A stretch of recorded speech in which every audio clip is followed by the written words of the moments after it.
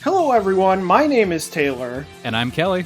And we are the co-hosts of Jumping Bomb Audio, the podcast all about Joshi Pro Wrestling here on the Voices of Wrestling Podcast Network.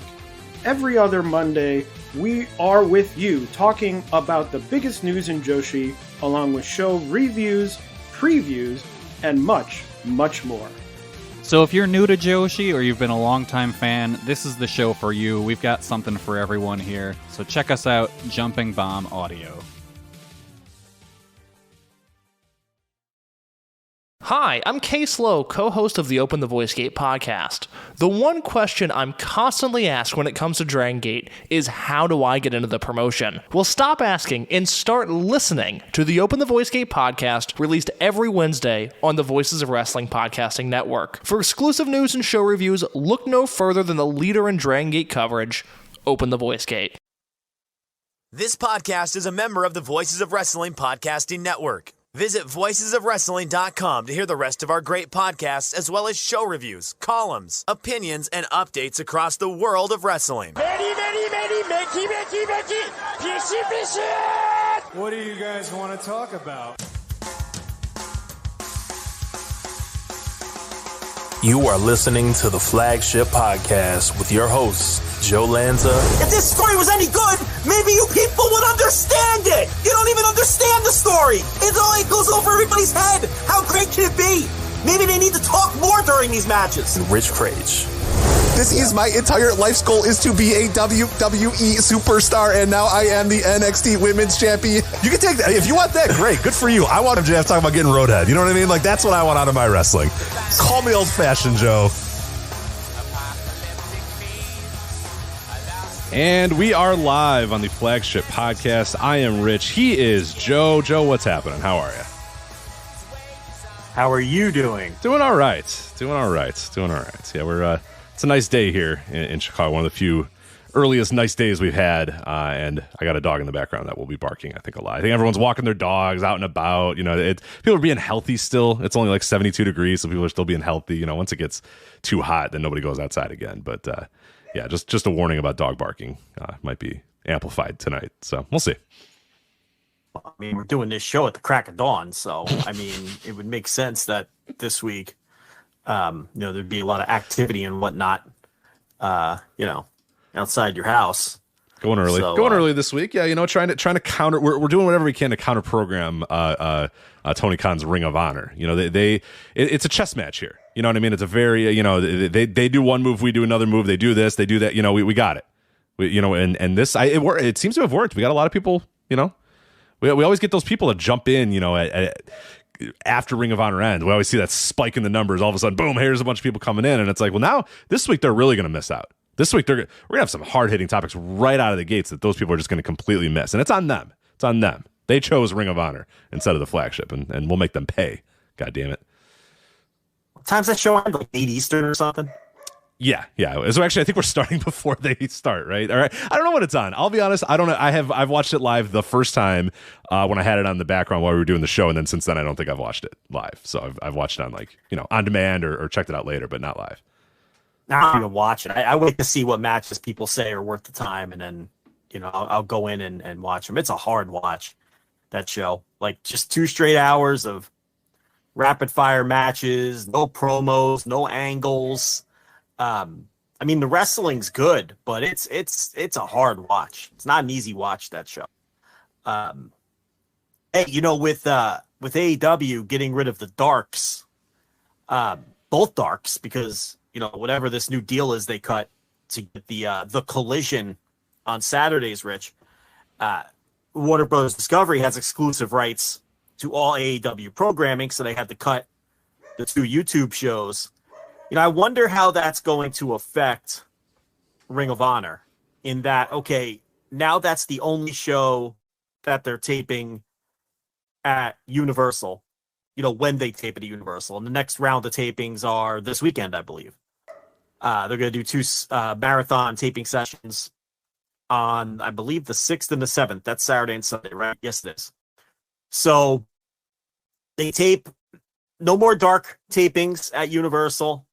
And I would assume that ROH will also continue taping ROH at the TVs. I mean, I guess we'll find out how this is all going to shake out, what it's going to look like once Collision gets started. But I assume they would just keep doing Rampage on Wednesdays after Dynamite, then maybe do ROH on Saturdays before, after, or a little bit of both, or, on Collision dates. I don't know. All right. Thank you for your patience. We are now back. So let's bring that up again, Joe, that you had mentioned that the Dark and Dark Elevation going away from AEW. We didn't get a chance to really hear the whole discussion, and I think it's a good one. I think it's a good one to be had. So Dark and Dark Elevation, AEW announced that because of the new whatever the agreement, we don't know all the exact details of it yet, but it appears that because of the new Saturday show Collision, that Warner now has exclusive rights on the shows or whatever. So Dark and Dark Elevation are,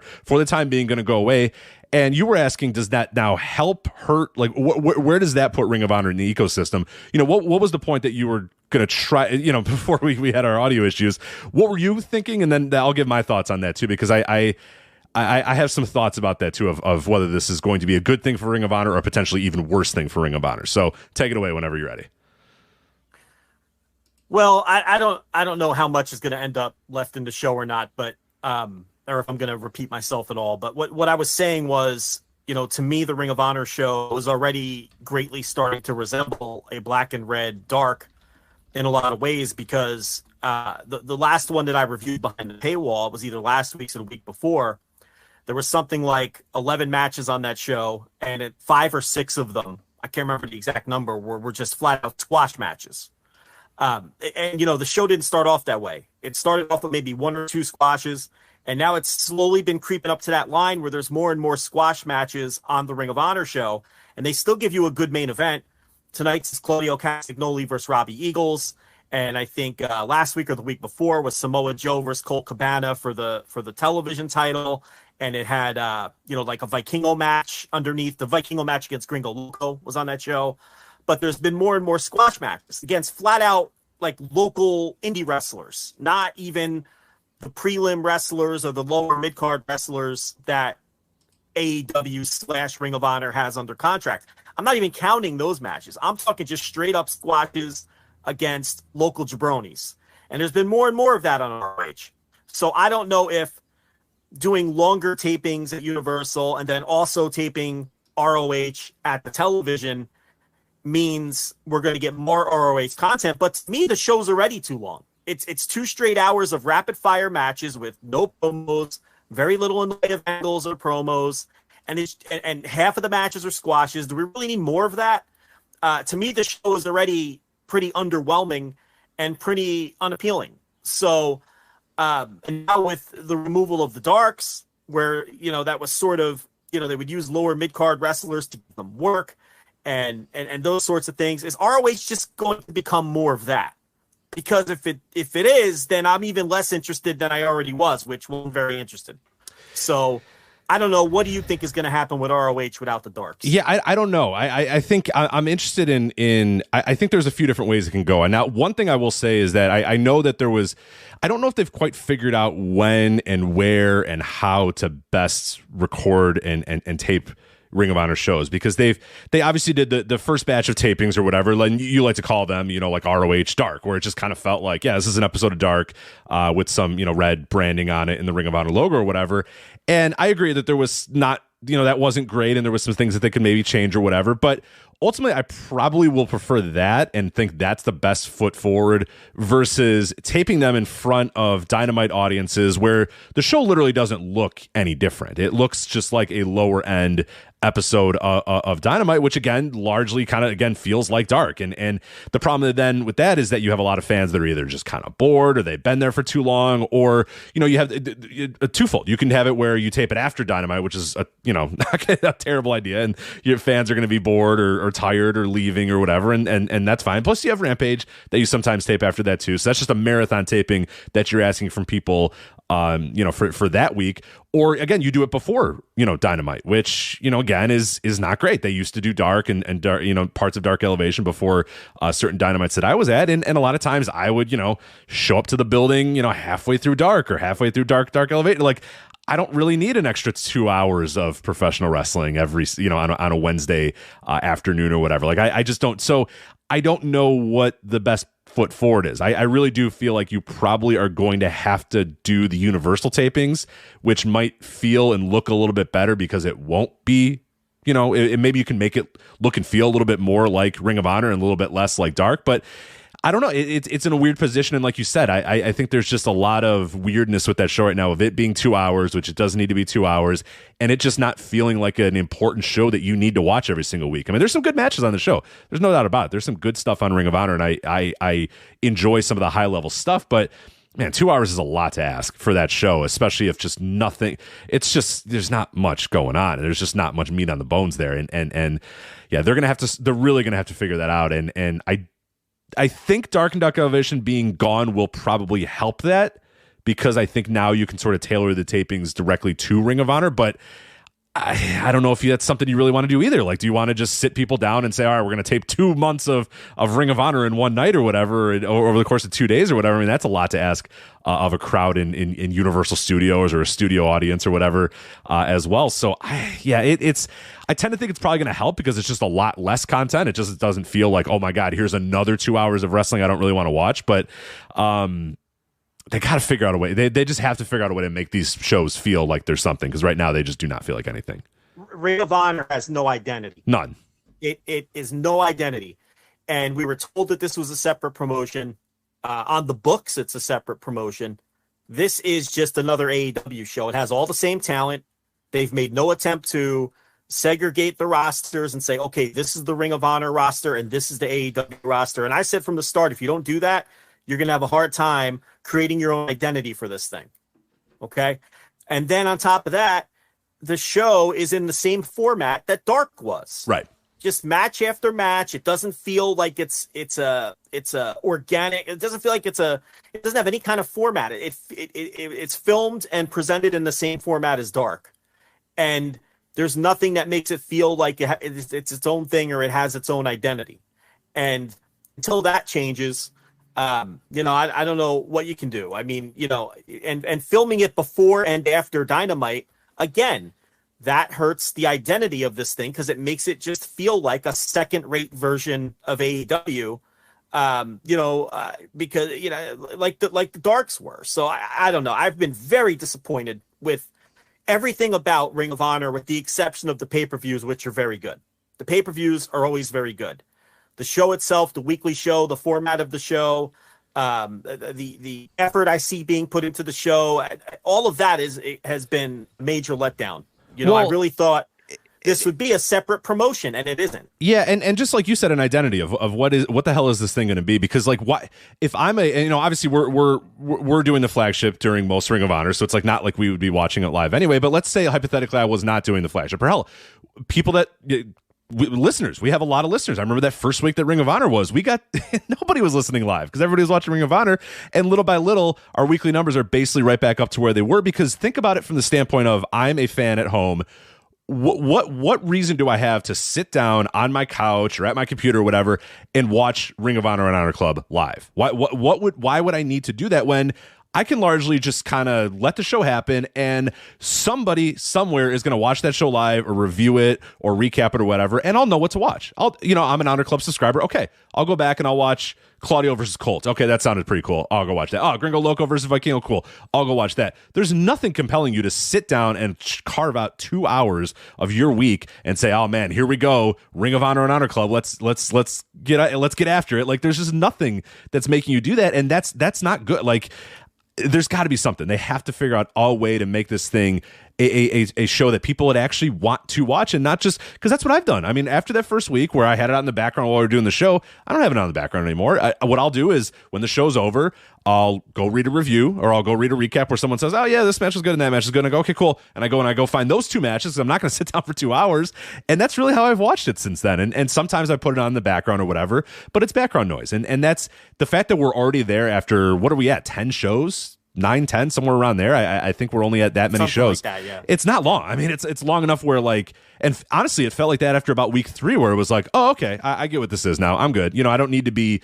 This isn't appointment television anyway, and that's dangerous because that's dark. Then now you're dark and Dark Elevation, which was the same thing. Like and that's Dark and Dark Elevation was meant to be this. Dark and Dark Elevation was meant to be, hey, we're just trying to get people the extra reps, and hey, it's on YouTube, and hey, if you got nothing going on, watch it. Like that. That's well and good. That's fine. Like that was okay for Dark and Dark Elevation, and a lot of the stuff that I watched of those shows was when people said, hey, this is pretty good, or hey, you should check this out. Okay, I'll check it out. Or background noise, like you said. Sometimes it was kind of fun to listen to Taz and Excalibur do a podcast while they were commentating wrestling or whatever. It was cool to have it on the background. But you have higher hopes for Ring of Honor. I would hope that you have higher hopes for Ring of Honor. And the fact that it's that right now, it is basically either background fodder or wait to see what people recommend after 10 weeks is very disappointing. Tremendously disappointing. Yeah, you made my point better than I did. It's that format was fine for Dark, because Dark was just a throwaway squash show for the true hardcore freakazoid who just wants to consume all of the content.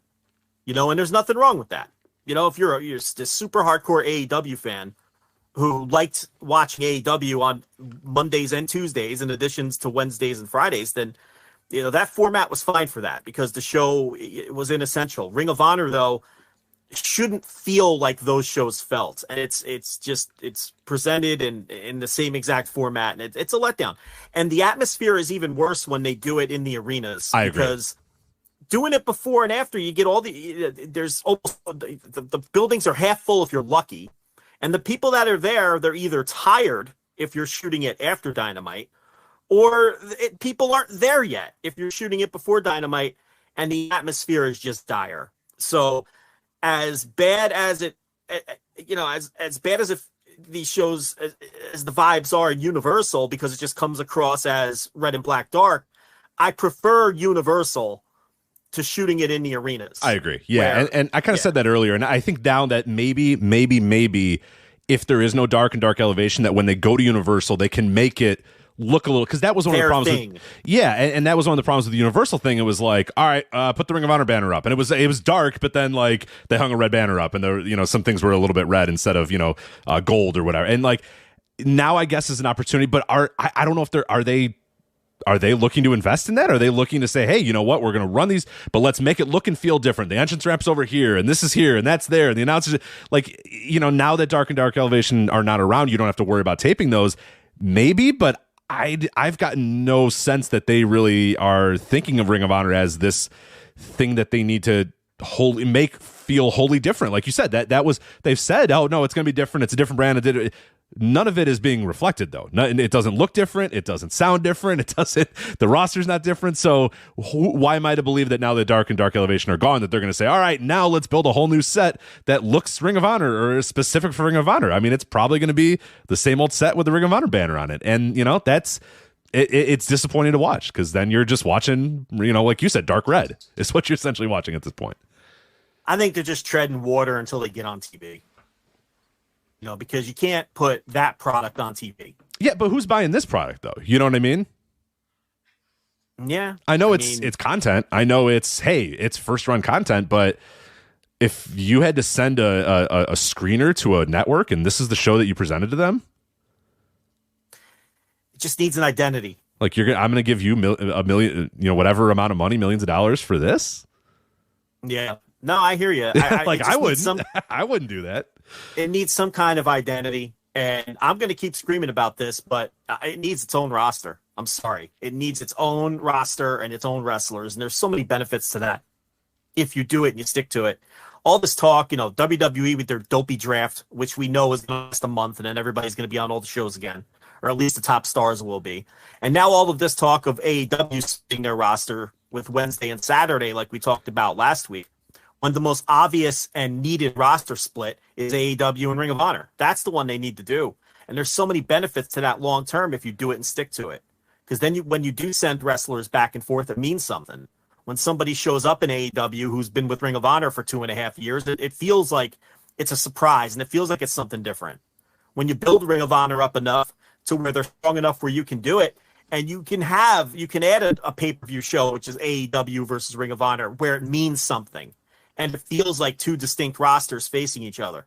Right now, it's all the same people. on both shows, which is why ROH has no identity. It's all AEW wrestlers wrestling on a red and black dark.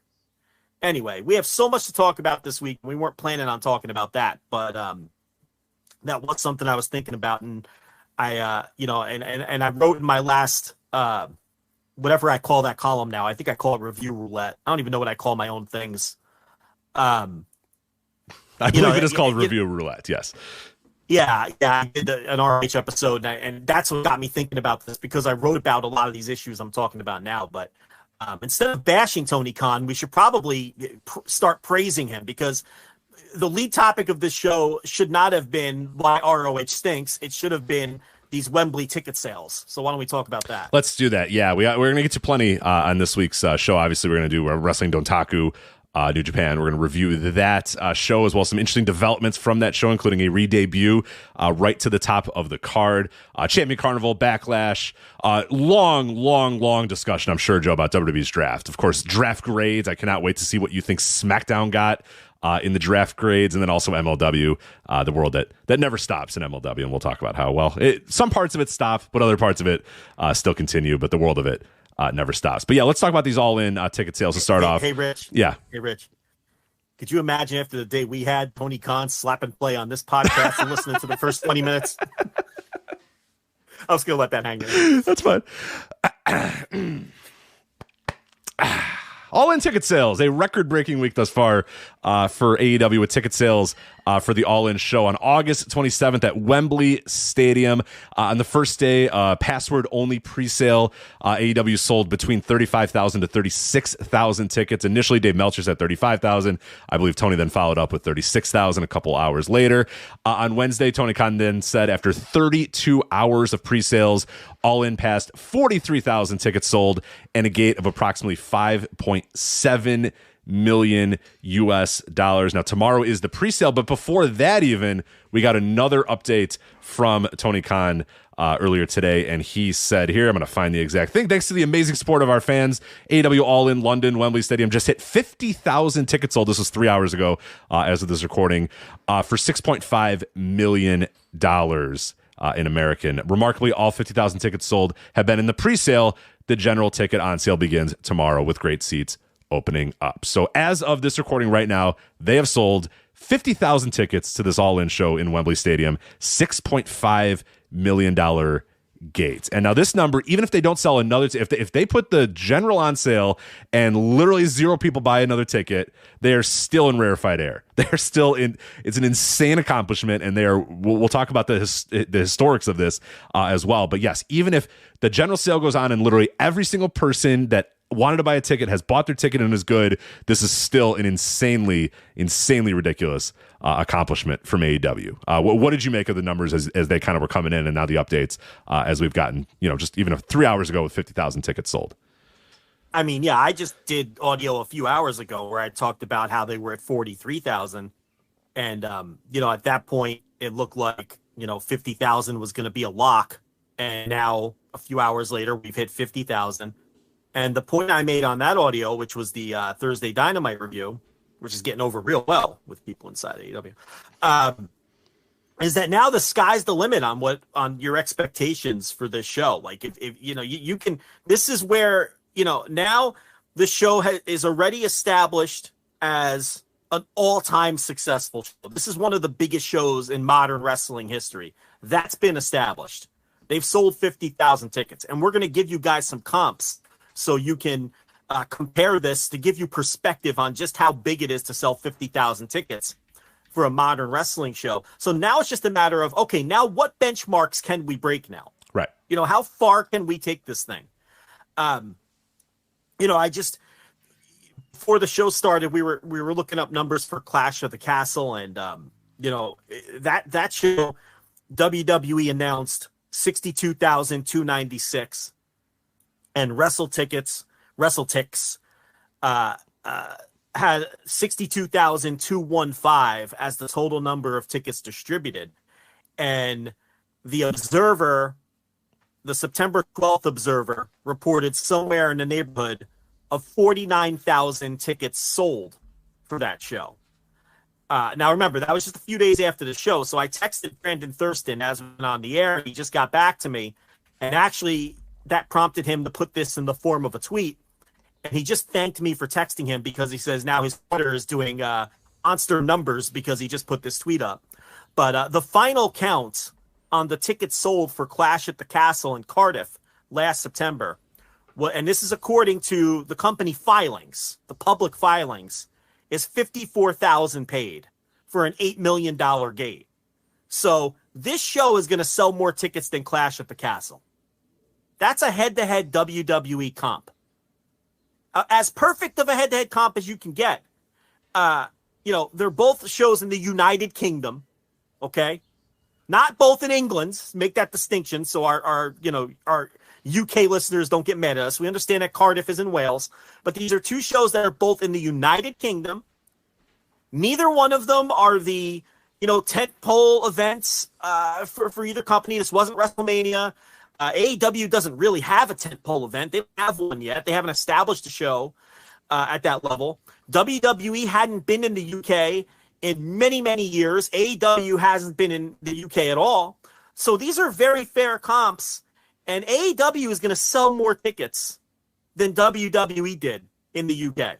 They're only 4,000 away. And when those tickets go on sale to the general public tomorrow, meaning by the time most of you actually listen to this, they will have already sold more tickets than WWE did for Clash at the Castle. And I would say they have a really good shot of putting more people in the building than the 62,215, which was the total number of tickets distributed. Okay? They might sell 60,000 tickets at this rate. That's completely out of the question. Rich, how high do you think this could go?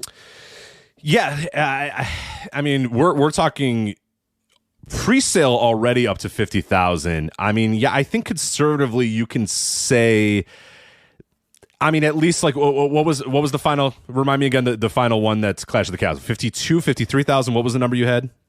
Okay, so according to WWE's own filings, it was 54,000 tickets, $8 million gate, average ticket $148.52. And here's what's interesting about that. Do you remember that show had all of those super high ticket prices? Yeah. Which scared some people off. Listen to this though. All in, as of this moment, with the 50,000 tickets, and Tony Khan is claiming a $6.5 million gate to this point, that averages up to $130 a ticket. Only $18 less than the Clash at the Castle average ticket, which is interesting because the thought behind Clash at the Castle was they could have sold more tickets if the ticket prices were a little lower, and that the high ticket prices scared people off. And the strategy was charge as much as we can. Don't worry about putting as many people in the as we can. Worry about the gate. And here we have an average ticket sold that's there's only an $18 difference here. Now I should note the all-in average ticket sold is probably going to drop because most of the most expensive tickets have been sold.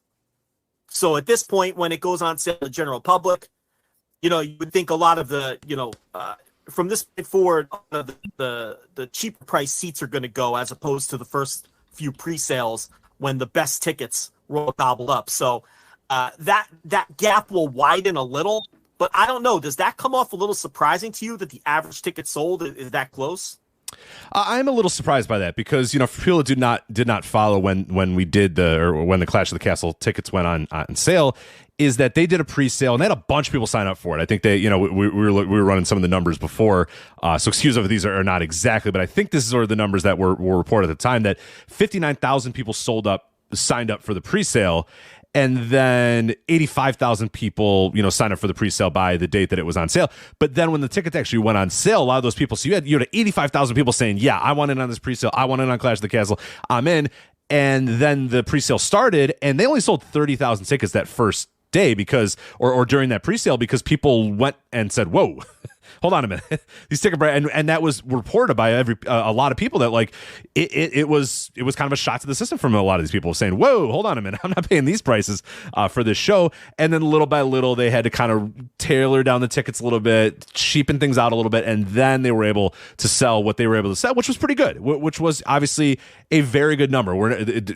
Don't take anything away from that Clash at the Castle number. That is a fantastic number. But yeah, the narrative was, well, they would have sold more if they didn't have, such crazy ticket prices. The fact that you're saying that it's not that far off, that it's pretty damn close with the idea that, and the caveat, like you said, that the AEW number is definitely going to drop per ticket price because now a lot of the cheaper seats are going to be on there. That's pretty damn good. And on the flip side of this too, what you're going to get, and I know that some people have a tough time figuring this out. I don't know if they still do because we're not on Twitter as much as obviously anymore. But there always used to be this tough thing where when people would when these big events would sell a bunch of tickets, it was scalpers. And some people, smart people, had to say, well, you realize that if in your theory that a lot of these tickets are being sold by scalpers or being bought by scalpers usually buy tickets to things that are gonna sell, like that people want to go to. So the idea that maybe there's even more capacity for the scalpers then to get involved and for them to start buying tickets and for them to get the sky's the limit for this show of what they can do. I mean, if 85,000 people sign up for Clash at the Castle, I think you could conservatively say they're going to blow past that 53, 54, 50. I think they're going to blow past 50,000 and get. They're going to beat Clash at the Castle. They're going to beat Clash at the Castle. So throw that out. That's done. They're going to beat that. I think that's not even, to me, that's not even a thing to argue about. They're going to beat Clash at the Castle's paid before 90% of the people who listen to this podcast eventually listen to it. Right. 60,000, I think, yes. Anywhere in the 60,000 range, I think is now 100% possible. 70,000, now we're starting to get a little, all right, I don't know if there's that many more people that are going to try to buy this. I would say you're probably going to hover somewhere in the 60,000, whether that be, 61, 62, 63, 64, 65, maybe somewhere in that range, maybe the low end of the 60,000, I think is pretty... I would if I had a bank and on anything, I'd say 65,000 or whatever. But this is, fuck you announced CM Punk. Okay, let's bump that up to 70,000 or whatever. You know what I mean? Like, they haven't announced anything yet. They haven't announced a match or a wrestler. So they haven't announced a thing, and they haven't put tickets on sale to the general public. And you mentioned scalpers. Out of those first 36,000 tickets sold, there were under 400 tickets on the secondary market. So that's absurd. That's an absurdly low percentage. And those guys are going to get it. The scalpers know that and realize that and are going to buy it. When this general presale starts, they're going to scoop a lot of those up. You would think. We'll see. I mean, because it feels like a hot ticket. And that's what scalpers are all about. Scooping up the hot tickets. But this is going to do a WrestleMania-like paid attendance, which, I didn't think it was impossible. I think I set the benchmark at 40,000, and they've blown past that in terms of what would make a super successful show. And I think I said anything under 30 would have been, to me, a failure. Yeah. And that, I mean, they beat that in an hour. Forget that. Yeah, that's long gone. That's long gone. Yeah, honestly, anything over 20,000 is like an amazing accomplishment for this company. And we touched on that. And I wrote a piece at flagshippatreon.com just talking about let's put this in a historical context. Let's think about this in terms of non-WWE shows. And you might say, oh, well, you count it. We're going to count WWE in a sec because they're pressing up against some of those big numbers as well. But let's say non-WWE in terms of a non-WWE wrestling show running and selling above 20,000 tickets, above 10,000 tickets, above 15,000. It doesn't happen. It's so rare. And when it did happen, it was in 1985 and 1983 and 1970 and all that sort of stuff. Like the modern comps that you can come up with of anything after I did the last 50 years, and it was 1,000 shows that had sold, over, X amount or whatever. You can read the whole piece. But yeah, in terms of 85 shows were over 20,000, just to kind of give you that number. 80 shows in the last 50 years, 85 shows to be exact, in US or UK. So I'm not including Canada. If you want to add Canada, it was a few more as well. But just doing US and UK in terms of trying to comp to what AEW is doing right here, you're looking at 85 shows in the last 50 years that are non-WWE and have done that amount. Now you cut that into, okay, let's talk more modern era. What do you want to call the modern era, Joe? What would you declare the modern era? You want to say post WCW? Oh, okay. I mean, I was gonna say either Hulk Hogan pinning the Iron Sheik, or you could say you could say post WCW I would say that's fair for what would define the current era we're in right now. Well, post WCW, it's zero. Fucking nobody. Over 20,000. You know what I mean? Like, no, nobody. It just doesn't. Yeah, it just does not happen. And you want to go WCW era? Like, you're looking at a couple of shows that they did in the Georgia Dome. You know, the famous, you know, Goldberg versus Hulk Hogan one had 41,412. You know, then this show has now beat. Yeah, when I wrote this piece, I said, "Oh wow, they're pressing up against these amazing WCW shows, which are really not even relative comps because it was WCW in its heyday in a whole different area in the boom period of wrestling. They've blown past those, so it's like irrelevant to those anymore." But when I first wrote that piece 2 days ago, they were pressing up against that at over 30,000 and then 35,000. Then it was like, okay, now they've blown by that. I mean, like that those are your comps. You have two. You have a January 4th, 1999 Georgia Dome, and you have the July 6th, 1998 Georgia Dome show. Those are the only two that are of any relevancy to us anymore, above 35,000. And then above 20,000, it's a couple of Astrodome Nitros. It's, you know, now you get into, Puerto Rico occasionally popping up a few numbers, but it's all stuff from the 80s. It's all 1980, 1983, 85, 77, 87, 88, 86. It's like, it's all that stuff. It's a whole different era of wrestling. And it's all obviously in a much different, territorial region and regional stuff and whatnot. But modern era, there's fucking nobody. It's nobody. It's not anybody. And that's, we always talk about this of the doom and gloom that people give with AEW, where it always feels like every single week is, oh my God, here we go. Oh, they didn't sign this, or oh, this happened here. And everything's this globalized, like, oh God, they're on death's door. I called it the chicken little shit that people do every single time there's a business discussion about AEW of like, oh, here, it's like, step back a little bit and realize like these guys are doing something that has not been done in 30 years. All the time. They do this routinely. They're selling pay-per-views like nobody else has sold pay-per-views in 30 years. They're selling tickets to shows that nobody has done in 30 years or whatever. Like, come on, we got to drop the chicken little shit with this company. Like, what they're doing here is unprecedented, and comparing them to any other company is doing them a disservice. Comparing them to TNA, which, no offense to TNA, their top drawing shows were like, they have one show in England that has like 8,000, and then the Alamo Dome show that you went to, Joe, that had like 6,500. Yeah, 6,500 or whatever. It's like, those are the cops. Like, you know what I mean? Like, that's the best. Which, by the way, ever did. very good numbers for those TNA. are good. Again, I'm not trying to badmouth TNA in this sense. I'm just saying that having any sort of discussion about AEW in any sort of context of like, well, similar to TNA, like, no, we're in different universes, different worlds. They do not deserve to be comped anymore. What AEW is doing, nobody else has done since WCW died. Nobody, zero in America. As an American-based company in the post-monopoly or whatever you want to call WWE after 2001 when ECW and WCW goes away, like nobody else is doing this thing. Nobody else is getting anywhere close to this. So the idea that they come in here to Wembley Stadium in the UK and do this number, I mean, they not only have they blown away now, everybody else over the modern era just completely destroyed any of those numbers in the modern era.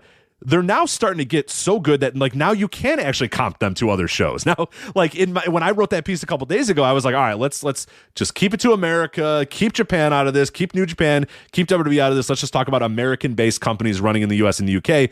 We're at a point now on Thursday the 4th where, okay, now let's start talking about Wrestle Kingdoms. Now let's start talking about Clash of the Castles. They're on that level right now. And they're a 4-year-old company, man. Yeah, I mean, they're quickly approaching 5 years.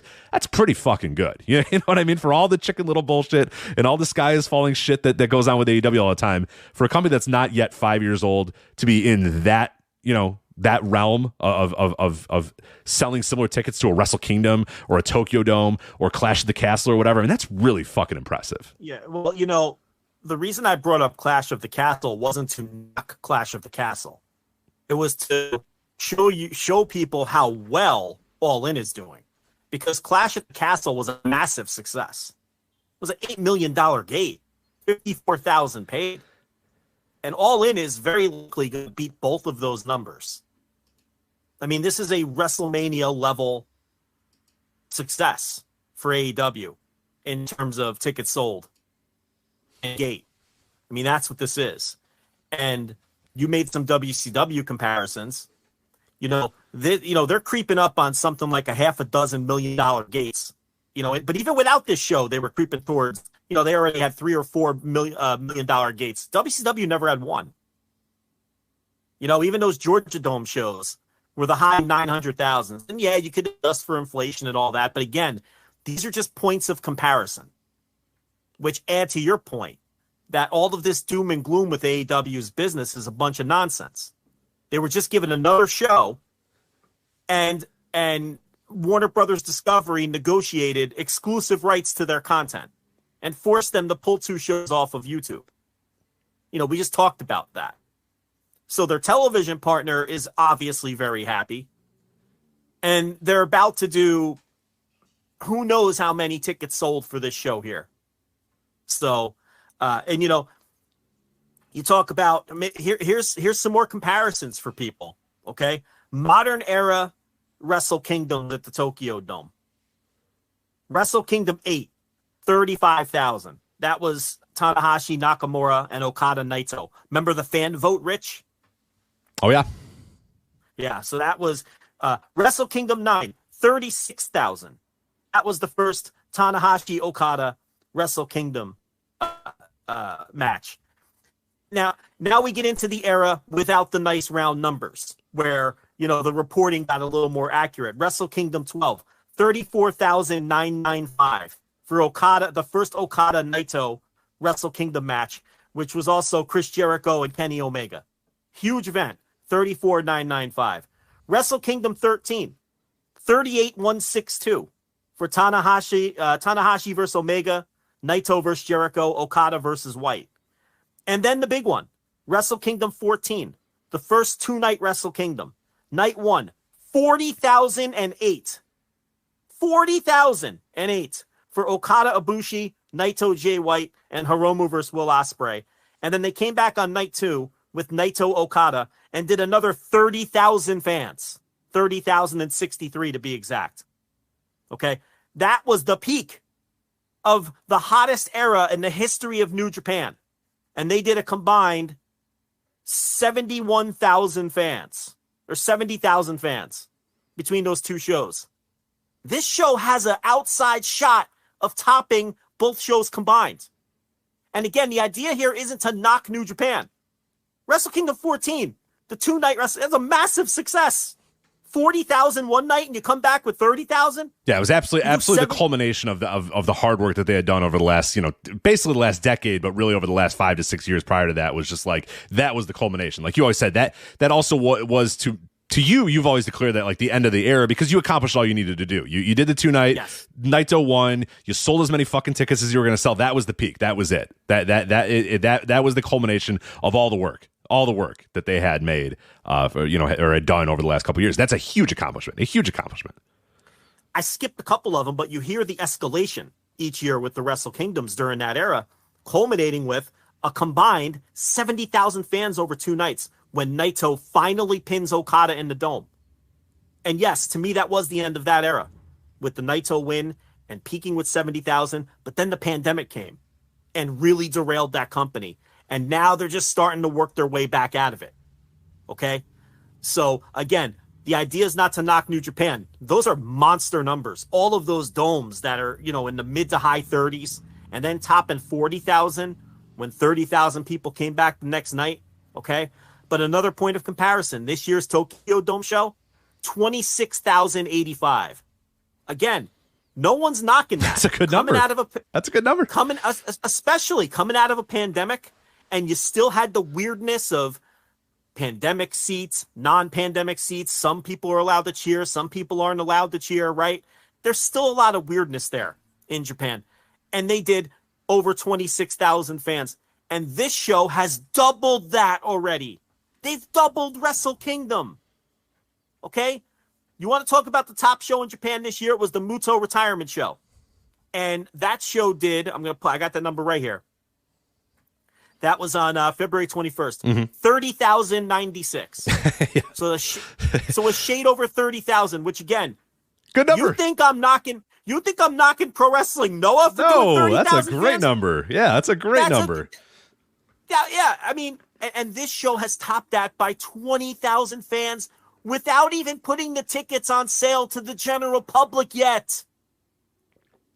So, I mean, I know that to some extent we're preaching to the choir, but hopefully this is some context for what an amazing business success that this show is. And the sky is genuinely the limit here. I mean, when those tickets go on sale to the general public, Rich, and I'm going to say this too, we do have to at least bring this point up.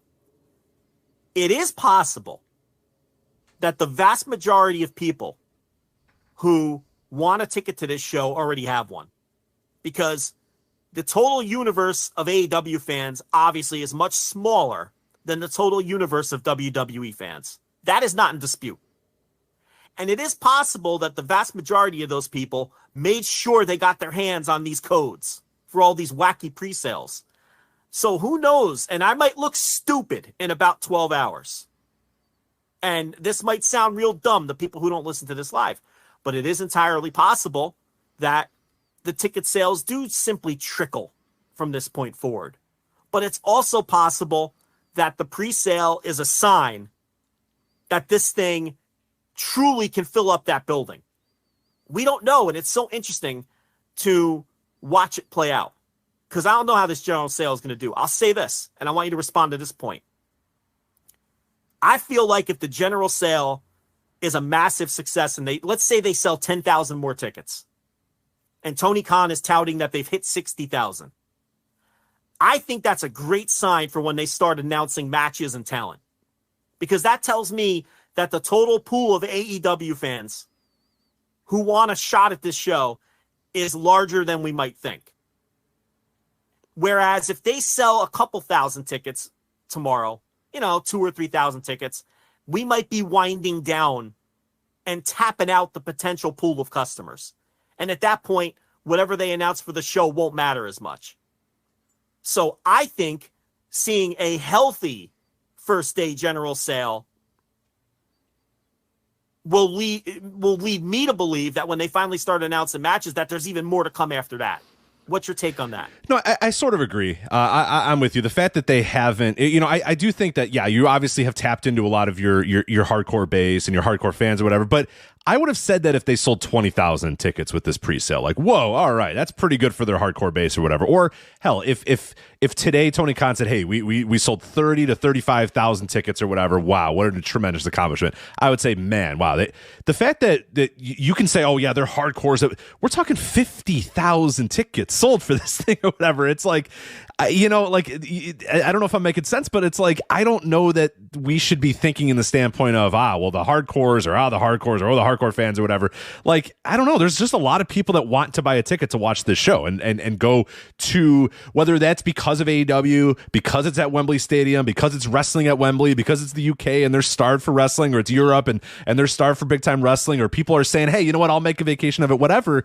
There's a lot of things coming together that's creating this atmosphere that yeah, I now am like, okay, the sky feels like the limit for this show. Like, I was fully prepared and completely 100% ready for it to sell 15 to 25,000 tickets in this pre-sale and be like, all right, well, good little number. Let's see if they can get to like 35 or 40 or whatever, and see how that would have been a great start. Oh, honestly. for sure. And then you're like, all right, well, let's see. You put Ospreay in a big time match, then okay, can we get to 40? Right? Yeah. Can we get to 40? Hey, you announce Ospreay and this guy, maybe you get there. Or, hey, well, book this match or book that match, or now you're playing with house money. Now it's like, okay, well, say we have gotten, like you said, all the hardcores or whatever. Now we can really play around with this thing a little bit and announce some fun things and announce some guys and get things going and really start moving these tickets, because yeah, if you're at that level where if you're at 50,000 already, yeah, there's I feel like there has to be more capacity for people. Plus, there's going to start being the FOMO factor of like, shit, 50,000 people are going to this thing. Why not me? You know what I mean? Like, if you're AEW, you start feeling yourselves a little bit and going, oh, hey, let's take out an ad. Let's do this. Let's get as many people to the show as we possibly can, because we've already blown past. I'm sure that this blew past their expectations, right? Like, I don't know what what the room was thinking or whatever. There's no way that they thought they would get 50,000 tickets sold by this presale. I don't know. Maybe they did. Maybe they had metrics that told them this. I don't know. But the fact that you're already there, now you can really play around with this thing, and now you can really have some fun and see. Okay, let's go for this. Let's try to get as many lapsed fans as possible. Let's get people that don't even care about wrestling. Let's get people that just want to be a part of a thing at Wembley Stadium. I mean, yeah, now you can really have some fun with this thing. And like you said, I'm a little more positive that they're going to get this thing up to 60, 65, maybe even to 70,000 because, yeah, this 3 days, man, we're talking 48 hours. They've sold 50,000 tickets. I mean, that it seems impossible to me that is now, you've now 100% exhausted everybody that wanted to buy a ticket to the show, and now nobody else is going to buy anything. There's people that are going to be on the fence. There's people that are saying, this or this or whatever. You announce a big match, you announce a return, you announce CM Punk, you announce whatever, you're going to sell a lot more tickets. Let's be honest. So who knows? Yeah, I mean, there's a chance that by the time this show hits people's, by the time this show hits the free feed, that they're over 60 already. Yeah. Oh, yeah. This is going to be the biggest non-WWE gate in the history of wrestling. And this is going to, has a chance to, this is going to have an attendance like a modern WrestleMania show. And I'm not sure people understand, as well as this is doing, I'm not sure a lot of people understand just how historically significant this show is trending. Well, and a great, not to cut you off, but a great point by Suit Williams in our chat room. Suit Williams, incredible writer, by the way, voiceofwrestling.com. You can read his stuff. F4WOnline.com. He's everywhere, Suit Williams. But, and it was essentially what I was trying to say, but obviously in perfect fashion. Like, it took me 5 to 7 minutes to say it, and it took him like 9 words to say it. He says, at what point does a hardcore fan base just become the fan base? And I think that's kind of what I was trying to say, is like, we keep saying, oh, well, the hardcores. Like, we're at 50,000 tickets sold already. Like, we're past the idea of, the hardcores or whatever. If it was 15,000, all right, those are your really dyed in the wool, we got to be there. We're at the point now where this is clearly an event. This is an event for whatever it's worth. Like, this is something that people want to be a part of one way or another. So yeah, I don't think that every single person that watches every single, like, the people that are watching Dark and Dark Elevation and watching every single second of AEW content or whatever, they've got their tickets. Yeah, of course they do.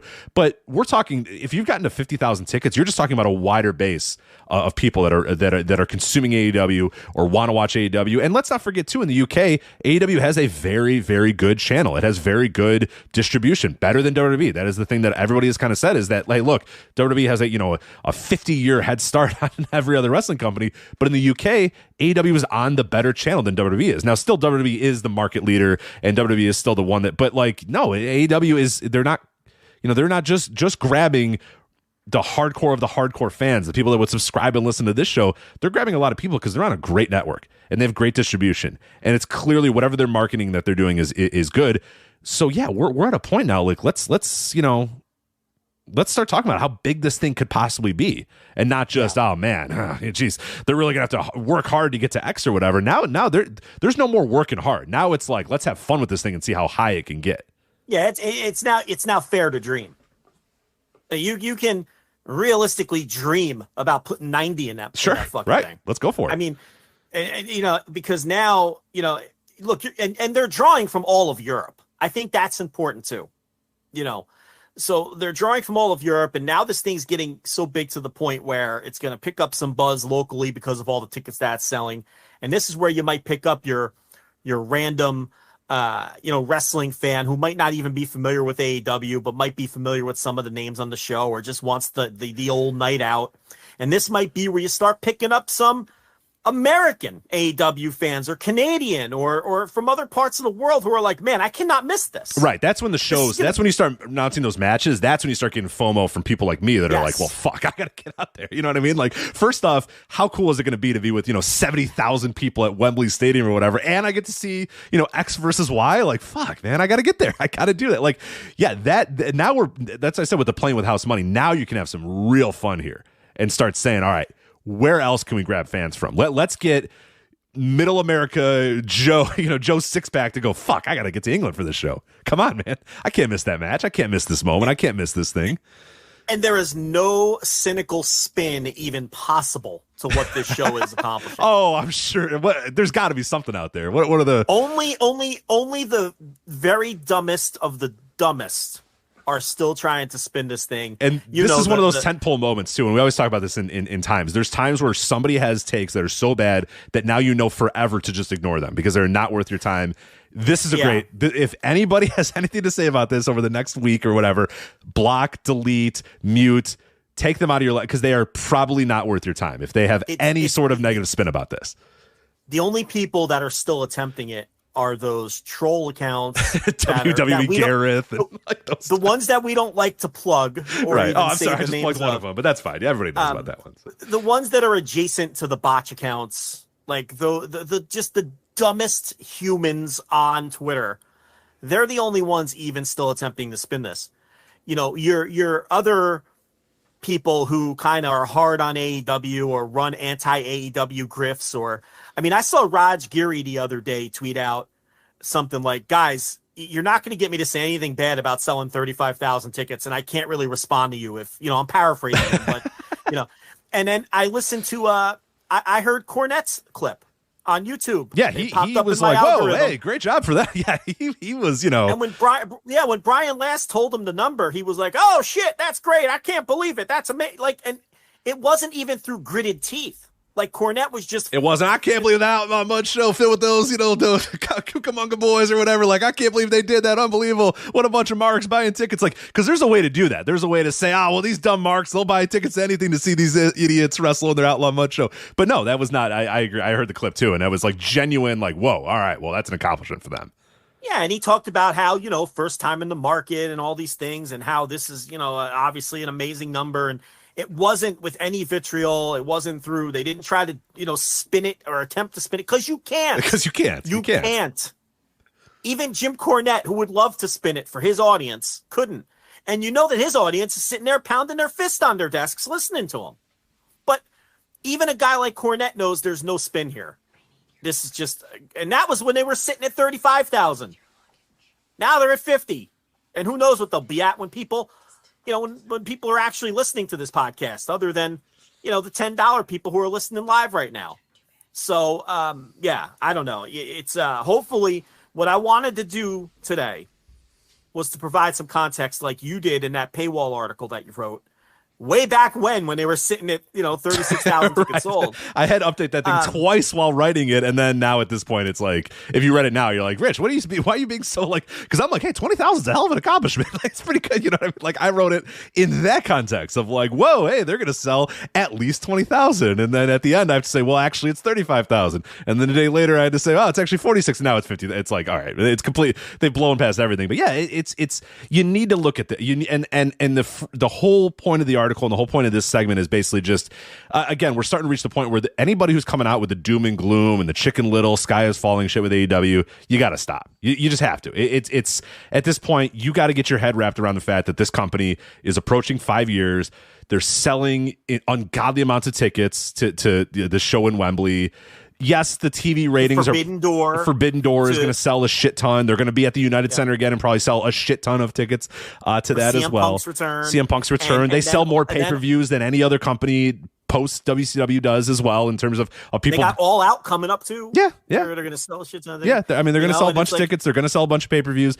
And the other thing too. So, okay, from a ticket standpoint, they're doing better than anybody's done since WCW. They're doing the best of any other non-WWE American company, you know, in the last 30 years or whatever. In terms of buying pay-per-views, I mean, fuck, they're doing better than WCW was in some of their peak moments, you know, in terms of like, you know, 1998, in terms of people paying $60 to watch their pay-per-views. Like, nobody's doing it. Nobody did that. No, I mean, again. And hold on now. Yeah, and you keep saying non-American. They're selling more tickets than peak New Japan. True. Yeah, right. I do have to qualify that. I mean, because, you know, like, people will do the doom and gloom when they sell 6,000 tickets to a TV taping, and 6,000 was a nice house for peak New Japan. You know, I'm not even knocking New Japan. Like, New Japan goes on their tour, and even when they were red hot, super peak, they'd hit some of those smaller towns and do 800, under 1,000, you know? And then the big tour enders, you know, 6,000 would be a nice house. New Japan wasn't racking up 5-figure attendances all year. Only for the G1s and the G1 finals and bigger shows like Dominion and obviously Wrestle Kingdom. And again, this isn't me knocking New Japan. It's giving a point of comparison to what AEW is doing. And people will hyper focus when they put 6,000 people in a basketball arena for TV. And I'm not saying that's like great or ideal or what they want to do, but then look what they do for these big shows. And, and then I presume they're going to have Arthur Ashe coming up again in September like they always do. So they've got multiple $1 million houses, and it's going to be a huge summer for them. Yeah, it's going to be a huge summer. And yes, so they're selling tickets, they're selling pay-per-views. And then the other thing with the TV is, you can get doom and gloom about the TV or whatever. I don't know why, though, because Turner just keeps giving them shows and keeps making sure that AEW is on Turner Broadcasting, no matter what. Like they give them All Access, they give them Collision, they want exclusive rights, so they tell them not to do Dark and Dark Elevation anymore. They give them Rampage, a couple years ago. They anything that's making you think, anything that's pointing you in the direction of, oh man, I don't know about Turner. Oh man, this new lady took over Turner and she's not going to like pro wrestling or whatever. Like, what are you talking about? Like, what?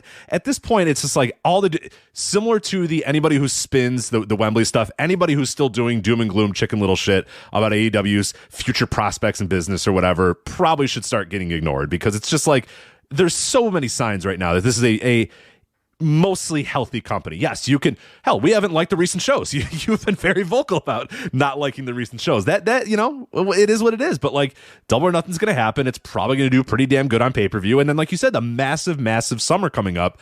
That hopefully the shows realign with the business, because the business is doing pretty good right now. And yeah, Turner is obviously happy with them. The ticket buying audience is happy with their major shows. And yeah, the pay-per-view buying audience is also happy with their major shows too. So that's it. Like there we go. I mean, I don't know what else you need out of this company, to understand what they're doing business-wise and how unprecedented it is in this modern era of professional wrestling that is not in a boom period, that is not in its healthiest state that it's ever been. Like, the fact that they're doing all this stuff and they're doing well is pretty damn good. And the fact that WWE has also sort of, done well as well. I mean, in the last year, they have clearly turned the page a lot in terms of their business and whatnot. And it hasn't really affected the dollars for AEW, and it doesn't look to affect the TV deal, and it doesn't look to affect their major ticket sales or whatever. If you want to say it affects their week-to-week ratings or whatever, or their attendance on a weekly Dynamite, okay, fine, I'll listen to that. But in terms of the major business metrics of this company, it's still extremely, extremely healthy and should be, congratulated for where they're at with less than 5 years in existence, which again, we have to preface it by that they're not even 5 years old at this point. We're talking 5 years since the concept of AEW started, and the fact that they're already at these levels is a huge accomplishment. And there was a fucking pandemic in the middle of that. Like, you know what I mean? Like, basically scratch 1 year off of that, because they had 1 year basically just immediately lit on fire because of the pandemic. And we just talked about how much that derailed New Japan, who were peaking right as the pandemic happened, right? A couple months before literally 2 months before the pandemic happened, they had just drawn 70,000 fans. And now they're fighting and scratching to rebuild, which is going to be a major theme of the second hour of our show today. But look, this show's going to do a $7, $8, $9, $10 million gate. They're going to make so much money off of this show. It's costing them $400,000 to rent that building. That's $400,000. Stupid. That's so cheap. Yeah. Even if it cost, how many tickets was that they had to get to? That's like what, 1,000 tickets or whatever at the like what? Not 1,000. What are we talking ticket wise? Like, what did they have to do to get even to make their money back on the stadium purchase? How many tickets sold? Because I mean, obviously they blew that away in 2 minutes.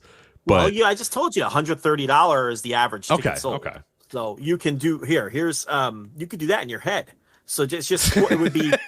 So you think? No, I can't. It would be 400,000 divided by $130. It'd be something like a little over 2,000 tickets or whatever. Yeah, or 3. No, over 3,000. Oh, right. 3, see, this is why I had you do it. Pull out a calculator. It's going to be between. To be like $3,100 or something. Okay. So 3,100 tickets. I mean, at $130 a ticket would come out to $400,000, right? I think I did that right. Yeah. So sure. Yeah. So I mean, even if it cost $2 million, right? They're up over $4 million already. Right, to fly everybody in, to put them in hotels, to get your whole crew over there. They're still going to make millions and millions of dollars on this show. And oh, by the way, we all know it's going to be on pay-per-view. They haven't said so, but why would you? And if it's not, there's going to be some kind of broadcasting deal for this show. You're not going to leave all that money on the table. You're not going to run a house show with 75,000 people in the building with some of the biggest matches that you've ever run. So there's that end of it too, that, eventually is going to have to be factored in. Whether somebody buys the rights to air it or whether it airs on pay-per-view, whatever the fuck.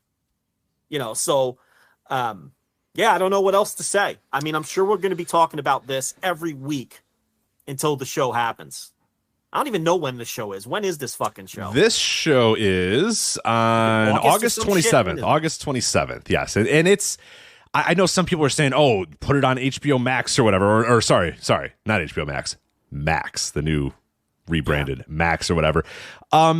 Sure, you could do that if they really, but like if you're Warner, who is also, has vested interest in AEW, and I know that AEW's business people are probably going to say, hey, no, let's just sell pay-per-views to this thing. Like, let's not chase this streaming thing. Like, there's no point in, I think AEW has been very smart about that. Unless, of course, if Warner's going to say, hey, here's this truckload of money, let us have your shows on Max or whatever, then yeah, obviously you do that. But it is imperative that AEW business people, and I'm sure they would do this too, say, hey, look, we stand to make a lot more money, every quarter if we just keep these things on pay-per-view and yeah, we can put it on BR Live or whatever. We can find a way to make it a purchase on Max or whatever. Like, there's gonna be ways to do that. The idea that I would be stunned if this thing is just free to stream on HBO Max.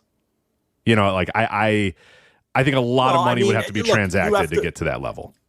Well, yeah, the amount would be, you walk in the room and say, our biggest pay-per-view did 210,000 buys or whatever that Punk all out pay-per-view did, or All In. I get confused. All out. So that was an All Out, yeah. And say, we made X amount of dollars and we feel like this can do that above and beyond that number. So you need to give us X amount to stream this thing. That's what you walk in the room and say.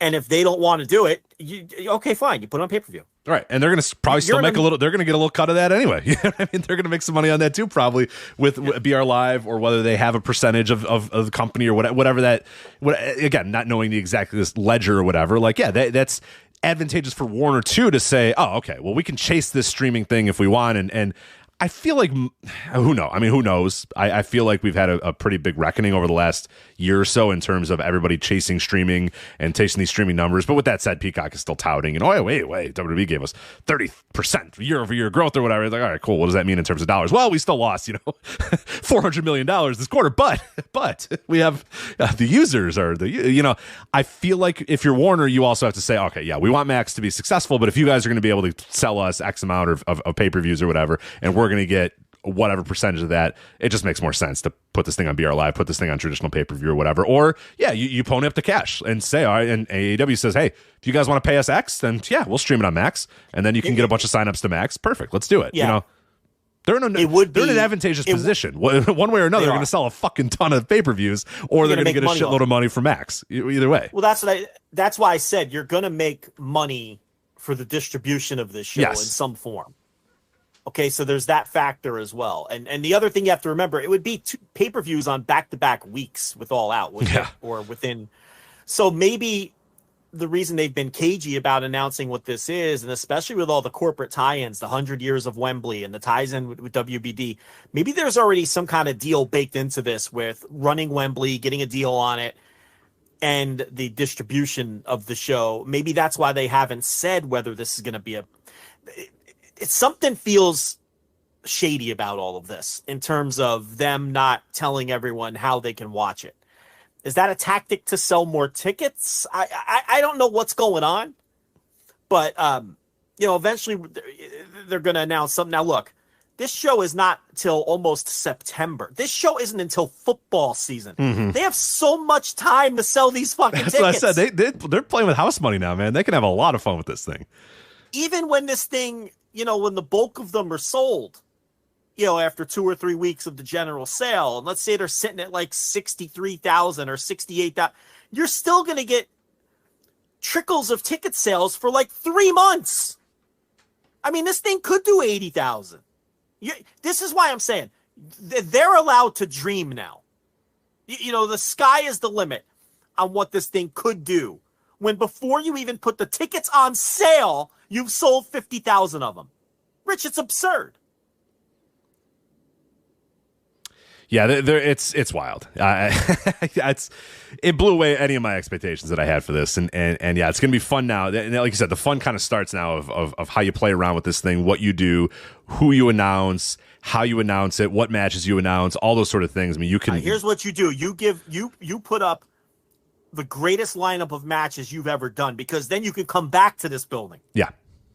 And I'm not putting the cart before the horse here or anything. Don't think they're not thinking about that, because if you do a $10 million gate, you're coming back. And you can't come back. Well, you can, but you want to come back after giving people the show of their life. Right? Give them the Sting retirement. Give them Ospreay Omega 2. Give them whatever big program. Look, this is months away. I don't even know what the big programs are going to be then. Because anything going on TV right now is Four Pillars Part 3. Four Pillars Part 3, the official. Please don't give us that. Please. Maybe we must have a conclusion to the Four Pillars storyline, and you can see it at Wembley Stadium live. Maybe by August 27th, Jay White can cut a promo. Maybe that could happen by then. Maybe we could do Ricky Jay Starks. White's Yeah, maybe Ricky Starks promo. could find his way around a promo one of these days. Yeah, maybe August 27th could be touted as Jay White's first promo in AEW. But they can just debut him. They can just pretend that he actually hasn't debuted and just say Jay White's debuting. Like, take him off TV for a little while and then start running graphics that says he debuts. I'm positive that you can at least get 45% of your audience to not remember that he was even debuted. Yeah, if you pull him off TV right this second and never talk about him again. Right. I feel like if in 2 months, if you say Jay White comes to AEW, I think you get a pop. I think you get a pop where people genuinely might not remember that man was there. Yeah, but I mean, who knows? Just you make it as special as possible. And, I know you have All Out a week later or a week before, whatever it is. And I know you have Forbidden Door. And I know you have, Grand Slam a month later. Look. They're fucking, they're going to rent the United Center for Collision. Probably CM Punk's return.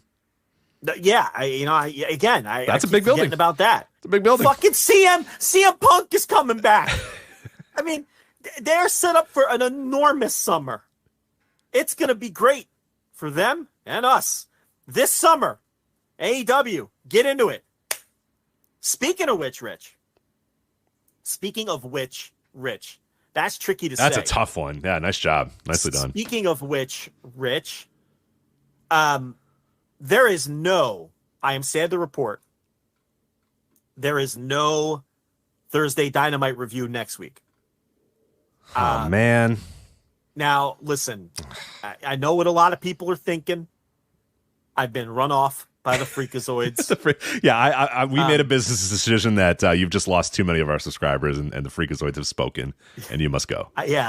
So, there is no Thursday Dynamite review next week. I regret to inform the $5 subscribers, but we've got great news for the $10 subscribers, Rich, because we're going instant reaction live. Hell yeah, we are. Next week. Yeah, next week, immediately following Dynamite next week, that is the Moxley versus Omega cage match. A few other things announced. Looks like a pretty big show. Hopefully a nice course correction for where we've been the last couple of weeks. And I didn't mind. I thought this week's show was pretty good. I know that you were kind of indifferent on it, but this next week, Moxley, Omega in a cage seems like a big one. And yeah, we're going to be doing instant reaction live immediately following. We've done anytime we've done these AEW Dynamite instant reaction lives, they've been pretty good. We did one for Punk versus Mox, and that ended up being, a monumental moment in AEW history with the Punk broken foot match. And yeah, anytime we've done them, we've usually done a pretty good job of determining this is going to be a big show. This is going to be a monumental show. This is one to definitely do it.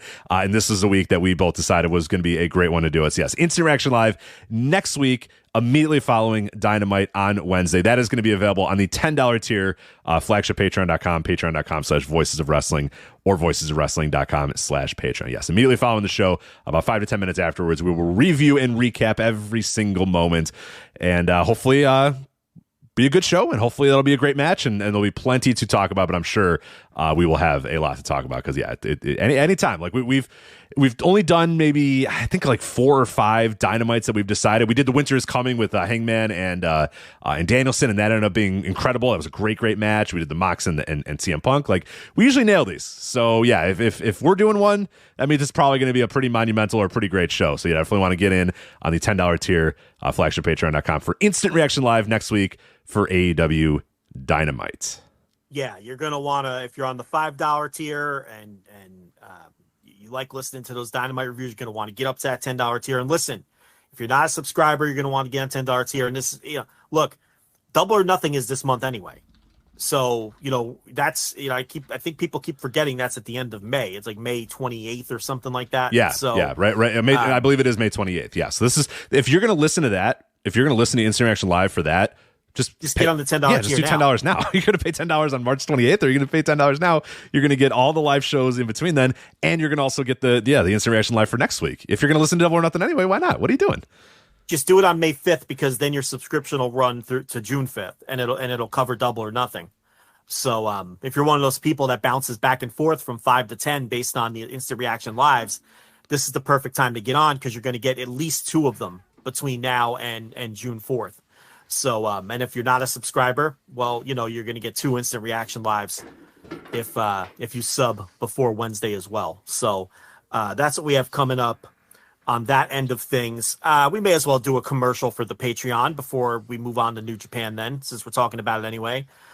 Rich, you've got the new series up. Why don't you tell people what that's all about? Yeah. We got Sky's the Limits. It's a Cruiserweight Classic retrospective series, because believe it or not, it has been 7 years since the Cruiserweight Classic. So yeah, Sky's the Limit. 2 episodes are up right now. There's an episode 0, which kind of goes over the history and the background of the Cruiserweight Classic, how it got announced, how it came together, why it came together, a little bit of the good and the bad and the evil of it as well, that we touch on, that we talked about in real time in 2016 about, hey, yeah, this is a pretty fun tournament, but there's some real motives behind why this thing is happening, and there's some real reasons why that WWE has decided to do this tournament and air it on the network and do all these sort of things, and it wasn't just to sell network subscriptions. So we touch on that. I give you some historical context for the playbook, the Vince McMahon playbook is what I call it, that Paul Levesque did with the Cruiserweight Classic, which again, not really that positive in a lot of ways, but we dig into that in episode 0, and then episode 1 covers week 1 of the Cruiserweight Classic, and that's 4 matches. Kota Ibushi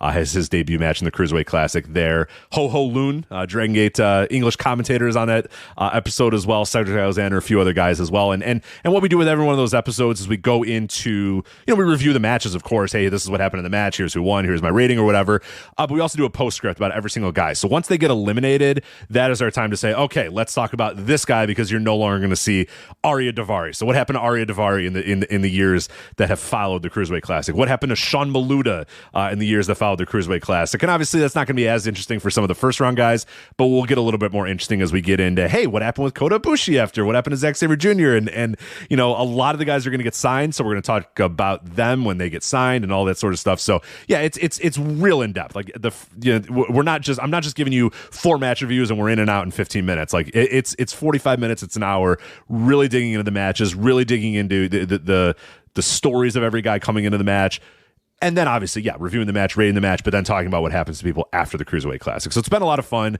Great reviews for it so far, and I'm excited to do it. Have notes already ready to go for the next couple of weeks. Also going to have some guests along the way as well. So it's not just me yammering on by myself every single time. So yeah, some fun stories coming up in the Cruiserweight Classic. So yeah, 7 years to the day, which seems unbelievable. It seems both like, oh yeah, that doesn't seem that long ago, and also like, oh my God, the Cruiserweight Classic was so long ago. It feels like 20 years ago.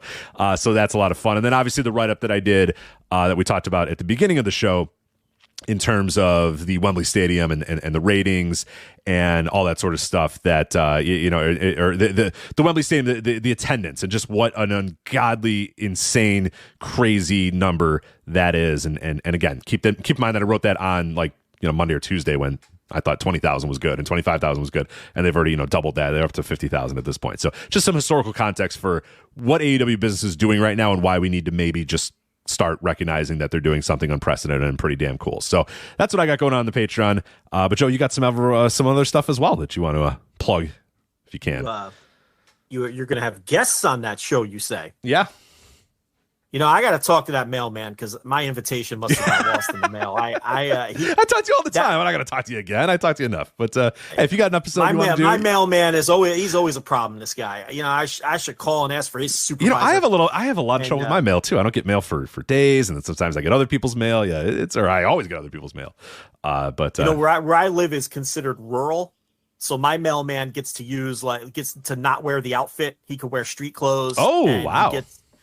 And he doesn't drive like the little mail vehicle either. He can just use whatever vehicle he wants. Like if you're rural, they just get to do whatever the fuck they want. Like if you're considered rural. Like I don't even live like in the middle of nowhere, but they haven't rezoned all that shit, I guess. I'm still considered rural. So this guy, he's too lackadaisical for my liking. Why don't you talk to him next time? Why don't you wait? What time does he deliver the mail usually? I think you should wait on the stoop. Do you have a stoop, Joe? Do you have a porch, stoop? What do you got? No. Well, we got a veranda. Do you have a veranda? No. We're in one of these subdivisions where all the mailboxes are at a central location. Oh, so you can't even really confront him that well. Well, that's the problem. He doesn't know one box from the other. So yeah, it probably went to your neighbor. I'm going to go give this guy a stern talking to and say, look, I'm trying to get on Flying High or whatever. Sky's the limit. It's the name of the show, yes. And, my invitation. Flying High. Flying. Should get Gary Michael Capetta to record that in his Flying Brian voice. You might be able to get him. I was going to say, it's not unrealistic. Man is alive and probably willing to work, yeah. Penzer follows us. You can get Penzer, right? Oh, yeah. He'll like a tweet every so often. I always like when I'm like, oh, man. Interacts. Yeah. Get David Penzer. I bet he'd do it. One other quick thought, and we'll do New Japan. With Collision starting, and I wrote this behind the paywall in my last batch of show reviews. Okay, I went in depth on this, but I want your thought on this. I think with Collision starting, it's automatically going to make Rampage better, even if Rampage remains exactly the same and doesn't make a single change. Let me explain. Because as it is now, people judge Rampage as if it's the other important show. As if it's SmackDown. Right. And it's never booked like one. So then everybody says, fucking Rampage sucks. Look at that terrible lineup. I'm not watching that. But if you put Collision in the mix, now, obviously, Collision is the 1B to the 1A, or however you want to term it, right? Now there's truly 2 A shows with Dynamite and Collision. That takes pressure off of what Rampage needs to be. And now, all of a sudden, Rampage becomes this zany little Friday night, late night show where it doesn't really matter what the content is because it's like late night wrestling on a Friday that you can, So you're saying we need primetime wrestling. We need Big Show at a table, with cards cut into. What I'm saying is, it can be exactly what it is now, but because of the presence of Collision, no one's gonna give a shit. It's just whatever. People aren't gonna care anymore that it's a Jade Cargill squash and matches that are inconsequential to the greater canon of the AEW universe. They're going to view it through the lens of the wacky late night Friday show, and it's not going to be judged as harshly. And now it's going to become their Velocity or their WCW Saturday night once Nitro became a thing and Jimmy Hart was booking it, right? And it was kind of like this, or WCW Pro, where it was like, yeah, it takes a total hardcore freakazoid to watch it, but if you want to see the Armstrongs take on High Voltage, you got to be locked into WCW Pro. Now, if that was an important show, you'd all be mad that it's the Armstrongs versus High Voltage. But because it's WCW Pro, it's fun and it's zany. That's what Rampage is going to be now. It's going to be like what Velocity was, where all the hardcore fans would watch Velocity because you'd see all the work rate guys get to wrestle each other for 7-8 minutes. So I think Collision is inadvertently going to, you watch, I'm telling you, check back 8 to 10 months after Collision debuts And I bet you people are talking about Rampage like it's this hot little cult show that no one's paying attention to, but that people should be watching. That's what's going to happen with no changes whatsoever. They're still going to be doing ROH trios title matches that nobody cares about and all the same goofy shit that they're doing now.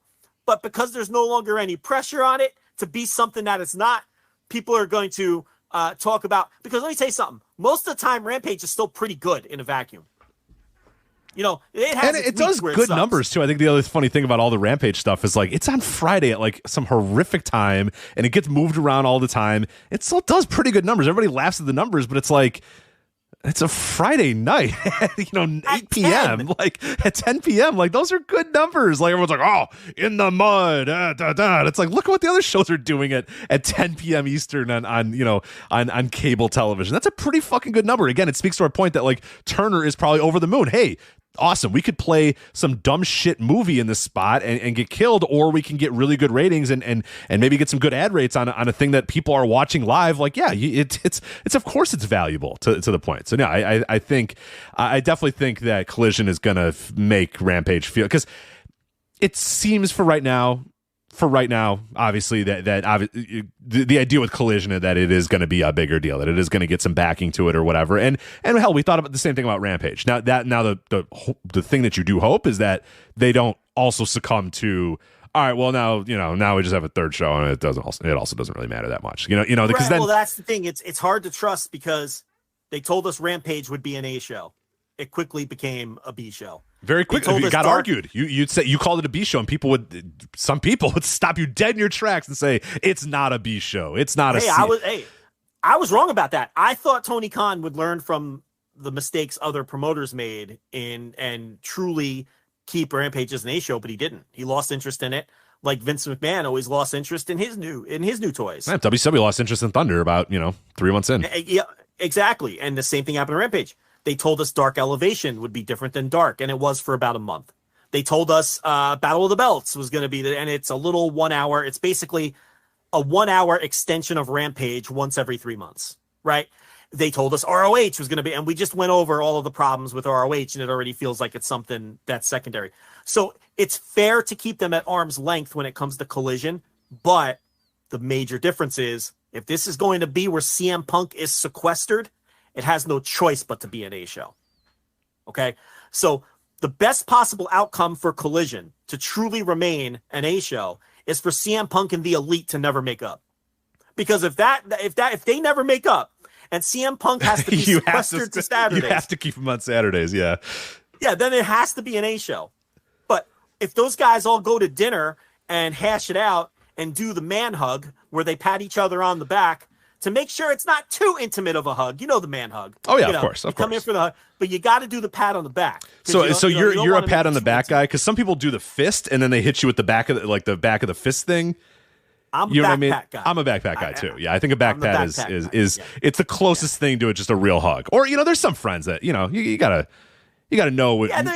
There's some friends I'll give a nice big hug, too. Yeah. Right. But if they all go to dinner and then give each other the backpack hug and the man hash hug. it out, right? Then Collision's in trouble. Okay, let's be honest. Okay, it's going to go down that same road. But anyway, I just wanted to bring up that quick Rampage point. You watch. Rampage is going to become like this cult favorite after being... well, especially with no Dark and Dark Elevation. Yeah, there's a certain... Because the real sicko... Like, the problem with the thing with Dark, too, is like... In the last year, like nobody talks about Dark. Like I don't even know Dark exists. But there was a while where it was like hey, you know what I mean? Like there's some good stuff going. Like there was those people, the real hardcores that were watching Dark and being like, hey, look, that's one of the best shows. I'm telling you, man, you got to start watching Dark. And then you click the file and it was like 3.5 hours. And you're like, no, I'm good. During those like peak pandemic era Darks, so everybody just wanted something. They're like, just give me something that makes me feel again. I just want to feel again. And but like the last year, like nobody did. But yeah, you're like Rampage could become that new sort of hipsterish show where it's like, I'm telling you, man, there's some pretty good stuff on there. Darby versus Anthony Henry, pretty good. Just saying, you should go check that match out or whatever. So, and that's fine. That's a good spot for Rampage to be in. Someone in the chat said they need to move Rampage up to 7 p.m. Wrong. I think they need to move it back to 2 a.m. Just make it for real sickos, just the absolute shotgun Saturday night level. Yeah, I like that. Super gritty, like watching ECW on MSG. Like, just move that fucker back. Go all the way with it. I had to watch my ECW was 1 a.m. on the Gary, Indiana channel. I could get it. My parents had a UHF TV up in the attic, so I'd plug that motherfucker in on like Fridays at 1 a.m. or whatever. I guess Saturday mornings at 1 a.m. and then boom, there was ECW. So it felt like I wasn't supposed to be able to get it. You know what I mean? Like it felt like I had to move the antennas a little bit, and all of a sudden, you know, like through the noise, all of a sudden here's here's Sabu, you know, the homicidal suicide. I'm like, oh man, here we go. Like I shouldn't be watching this. Like why is this even available to me? This is incredible. Like you're right. It needs to be 2 a.m. You felt like you were getting one over on the television station. Right, like I just had things in the right direction. The wind came the right way, and boom, here it is. Like, you know, 911 showing up on my television. I'm like, oh, incredible. Like, on fucking take that, Gary, Indiana. I'm picking up that signal. Yeah, right. You know, it was like 62 on my UHF or what. I don't even remember how the hell I got it. It was just incredible. Yeah, it'd have to be a clear night. But, you know, right. It wasn't always good. Yeah. I mean, but I wasn't sure if that was ECW's production values or my UHF TV. It was, you know, a little bit A, a little bit of B most of the time. So there you go. So that is, that's AEW. So let's talk. You want to talk New Japan Pro Wrestling? We got some stuff going on in New Japan, Joe. I'm excited about my New Japan after Wrestling Dontaku. That was on May 3rd, 4,489 in Fukuoka. I think that they're still doing some weird restriction things because they called this a sellout, but I think this building does 7,000 to 8,000 or whatever. I don't know anymore. I'm at this point where I'm done. I'm sick of talking about Japanese attendance. I don't get it anymore. I don't understand it anymore. I'm out. If we're still doing COVID things, I'm done. I don't care anymore. Whatever. The total capacity in Fukuoka is 6,000. Okay. But now what it is I think how it is now is the venues get to decide how they handle the COVID now. Okay, great. And they set up this show for 4,500 fans.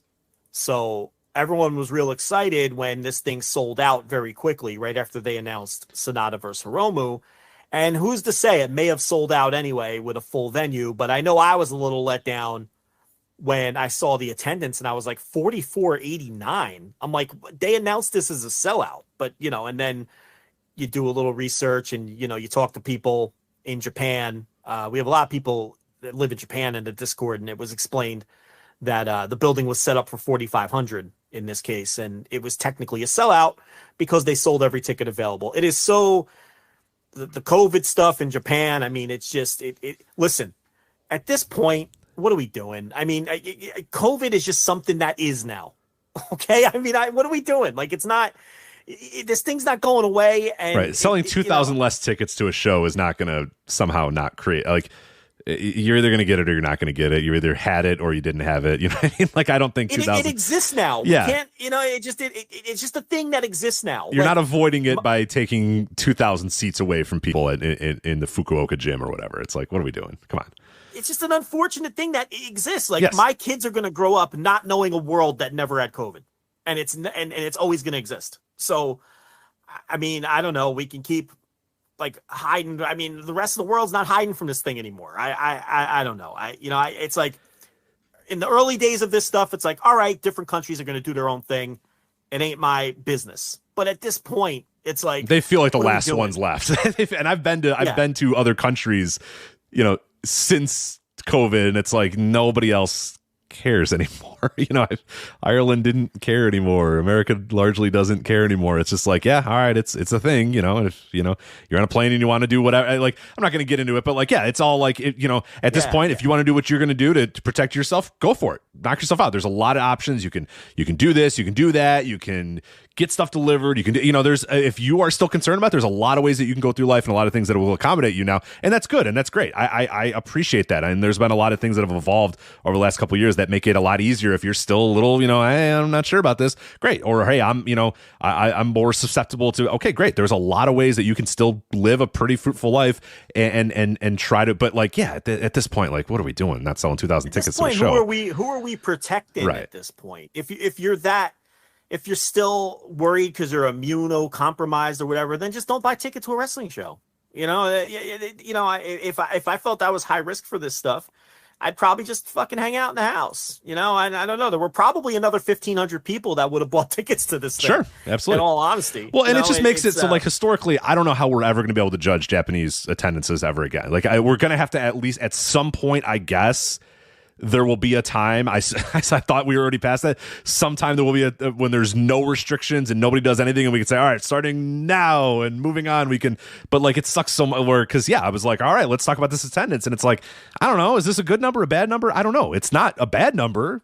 It's not a good. I don't know what it is anymore. It's like, well, they sold every ticket. They sold every ticket. All right, that's I guess that's good then. That's a good number. It's a sellout of 4,500 fans. I mean, I watched the Noah show today.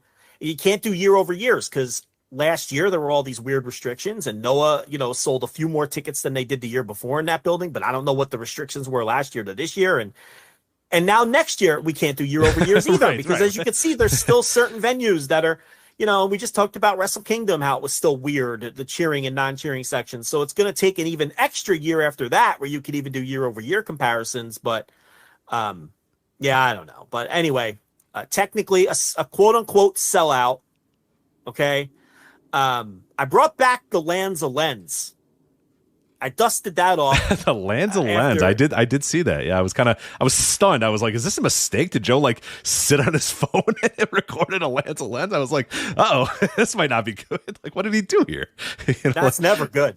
Yeah, right. I was thinking, oh man, what? I don't know what Lanza was doing when this thing got hit, but I better check this real quick because I jumped to it right away. Like, I don't know if he was, him and TLB were having a moment, and the cat stepped on this thing or whatever. I better see what's on this, but it turns out it was nothing explicit. A Lanza OnlyFans. I mean, that would do big business. But the Lanza lens is back. Old school subscribers remember the Lanza lens from many years ago. That was like pre-pandemic. That was like when we first started the Patreon in like 2018. Patreon sold the lens as like, hey, this is a real good way to like get down with your subscribers or whatever. We're like, okay, and it really, I mean, it's fine, it's okay, but yeah, it still stinks. Like, it doesn't work on half of the apps, and right. Well, like, because they sold it as this like huge feature, and we used it like crazy. We're like, all right, we got to use this thing, thinking that everybody did, and then we looked around and nobody else was using it, and it was bad. And half the people were like, how do I even watch these? And we're like, all right, forget it. Because I remember I was going to shows and like running around and like taking video. I was like, this is what's gonna get us to the next level. And then everyone's just like, oh, I didn't even know you guys were doing that. And it's like, all right, what am I wasting our time for? So but the Championship Wrestling from Hollywood Lanza lenses were well worth the price of admission. Yeah. Well, that's where we were all first introduced to Bad Dude Tito. Yes. Who is now a New Japan star. Who was the other guy? Who was the guy who don't play? Who was that guy? Oh, aka Young Fuego, who does not play. That's it, Young Fuego, who does not play. Yeah, that's right. Yes, no, they're all the stars. Those guys all became future superstars. Yes, they did. So the lens is back though. I brought back the Lanza lens. If on your phone or your app you're able to view them, because this feature really stinks on the Patreon and half the people can't even see them. But I dusted off the Lanza lens because I, Rich, am tired of being gaslit by these Sanada fans who claim that he is mega over in all of these buildings, and everybody loves Sanada. He's so over. And I watch these shows and like I'm like, do I have a different audio feed? Like, I don't see people going crazy for Sanada. I don't hear these alleged massive pops that this man is getting in these buildings. Okay, they quote unquote sold out Fukuoka, but I mean, he is facing Hiromu Takahashi, and I'll get to that in a second. So I'm like, I'm tired of this. I am recording this man's entrance for this match so people in our chat and in our Discord cannot continue to gaslight me and tell me how over this guy is. Rich, you viewed the Lanza lenses of this man's entrance. You watched this show. Did Sanada get some crazy over-the-top, overwhelming, this man is over like Hogan in '86 response from the fans in Fukuoka? He did not. He got very little response compared with that of Hiromu. Just the one-to-one comparisons of Hiromu and Sanada was pretty telling, because watching your lenses, I was like, it's not a really great pop or whatever. It's like, okay, whatever. Maybe this is a crowd that doesn't really, they're more of a clap crowd, or they're whatever. Hiromu came out before, so when I actually watched the match itself, Hiromu got a mega pop, and several guys throughout the night got mega pops. And I think the most telling thing from the Lands of Lands, and the most telling thing that I noticed when the match actually got going, is that both guys are standing in the ring, they do the title thing, they ring the bell, and all of a sudden, the fans do their little gasp thing, and then all of a sudden you hear immediate Hiromu, Hiromu, Hiromu chants, and you don't hear Sanada chants. And I know at one point Kevin Kelly goes, a little bit of a Sanada chants in the background and Kelly. there's zero. There's none. What is he talking about? Kelly. It wasn't Kelly. So they ring the bell, and the fans immediately start a Hiromu chant, and it was Chris Charlton, and even he had to acknowledge it because he was like, it seems like it's a very partisan crowd for Hiromu tonight. Most of the support seems to be for the challenger, because it was so obvious. Yeah. That even Charlton had to mention it. Okay? So I'm tired of the gaslighting that's taking place. I'm sorry, but this man is not over like you people claim he is in these buildings. He just isn't. I've seen him as champion now in multiple countries, on multiple shows, and he's never... I don't know what these people are talking about. He just doesn't get big responses in these buildings. And look, I'm not telling you that he's failing as a champion or he's a dud or nobody cares about him. That's not what I'm saying. The jury's still out. This guy could be a successful champ. He may have been successfully elevated. They very well could have sold 6,000 tickets if it was not a restricted crowd. All I'm saying is, it's very clear that he was not over in this building on this night. Okay, so I took video evidence and I posted it because I'm tired of hearing this crap. The first pop for this whole ordeal was when the LIJ guys did the fist bump thing before the match started. And then the crowd popped for that.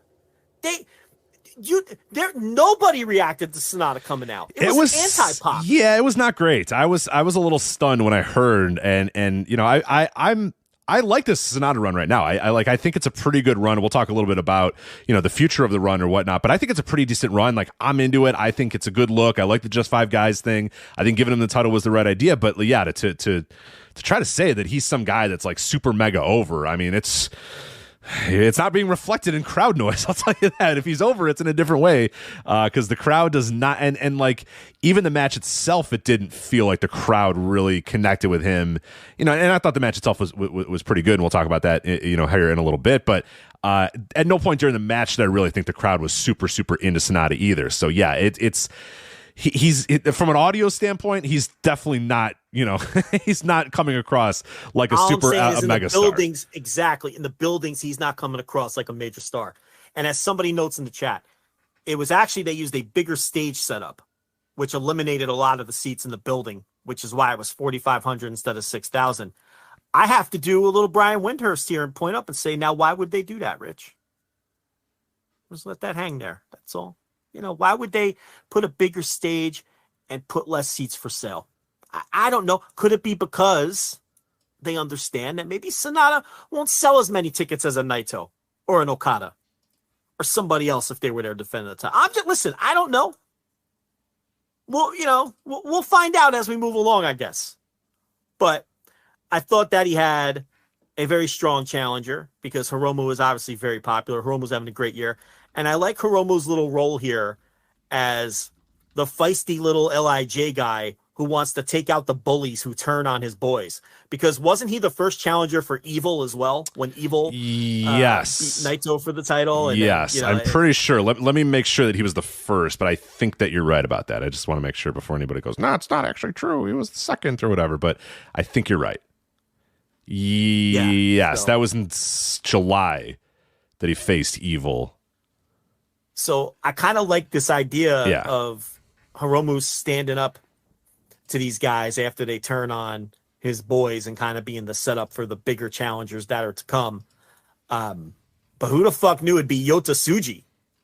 So yeah, man, that was awesome. Yeah, that I can't wait to talk about Yota Tsuji. Are we ready to get to that? Are we ready to talk Yota? Because I'm ready. Why don't we just do this main event first and then talk about the other stuff? So so the match itself, I thought was a good match. I didn't think it was a great match, but I thought it was a really good match. I went 4.25+, and I thought Sanada once again was We haven't seen any of that trademark sloppiness in any of these matches. I will say that. And it had great heat coming down the stretch. The fans were behind Hiromu. And Hiromu is great in this role as the plucky junior who's trying to get revenge on these guys who have turned on his boys. And there were a couple really good moments in this match where they got that part of the story across.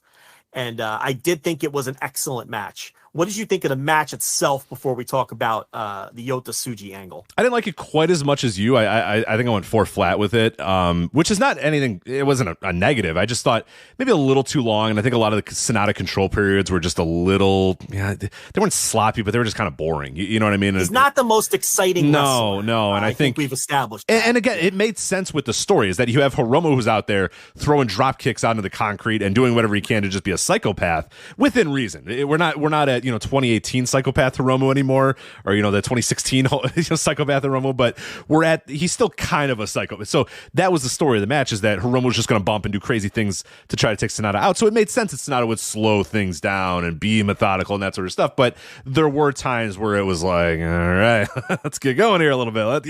Let's get some excitement. Let's get something. And the crowd, again, was kind of just like this murmur that you were hearing as Sanada's doing his control period. But the last portion of the match was really, really good, and the finishing sequence was great, and I thought the beginning was good. There was just that real big chunk in the middle that kind of bored me a little bit, mostly the Sanada control periods. But with that said, still, I'm probably 4 stars plus, if I would say, probably a little bit closer to 4.25 than below that. But no, I thought it was a good match, but not a great match. And to me, I don't know if I'm. And we said that at the time, or I said at the time when Sanada won the title, is that we're going to have to now sort of think about these main events less so we've had a decade where you knew that a New Japan IWGP title match main event was going to be really, really, really fucking good, most likely. And they weren't always really good. There were some matches that weren't.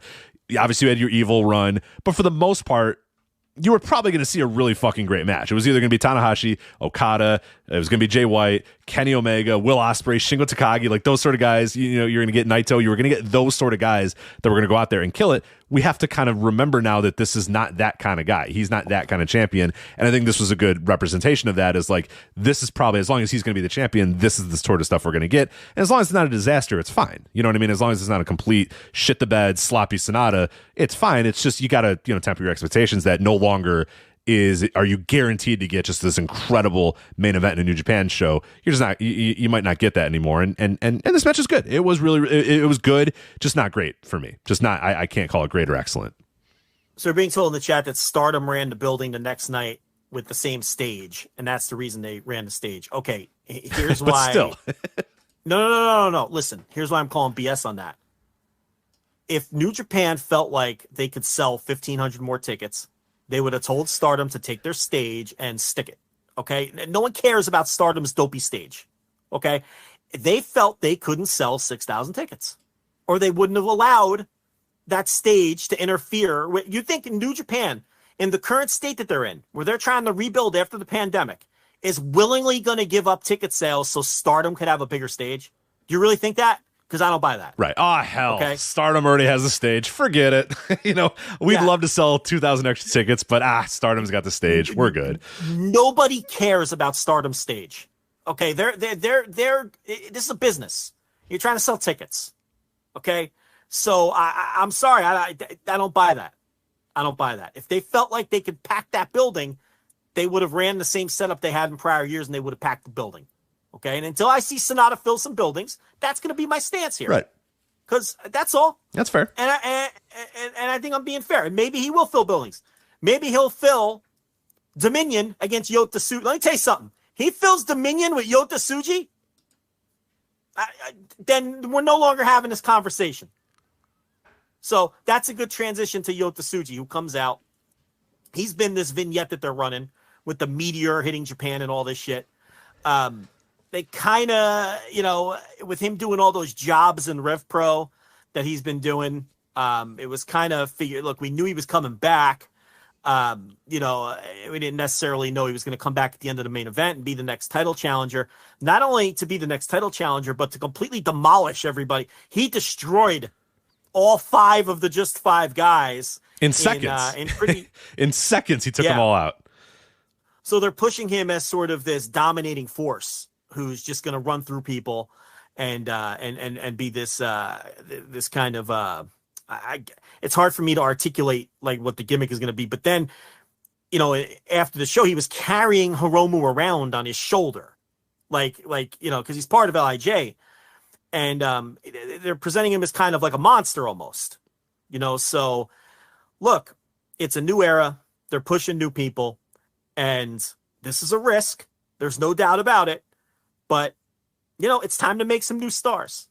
And when it comes down to making new stars, very few bookers are more aggressive than Gato when it comes to that. So this is an aggressive move.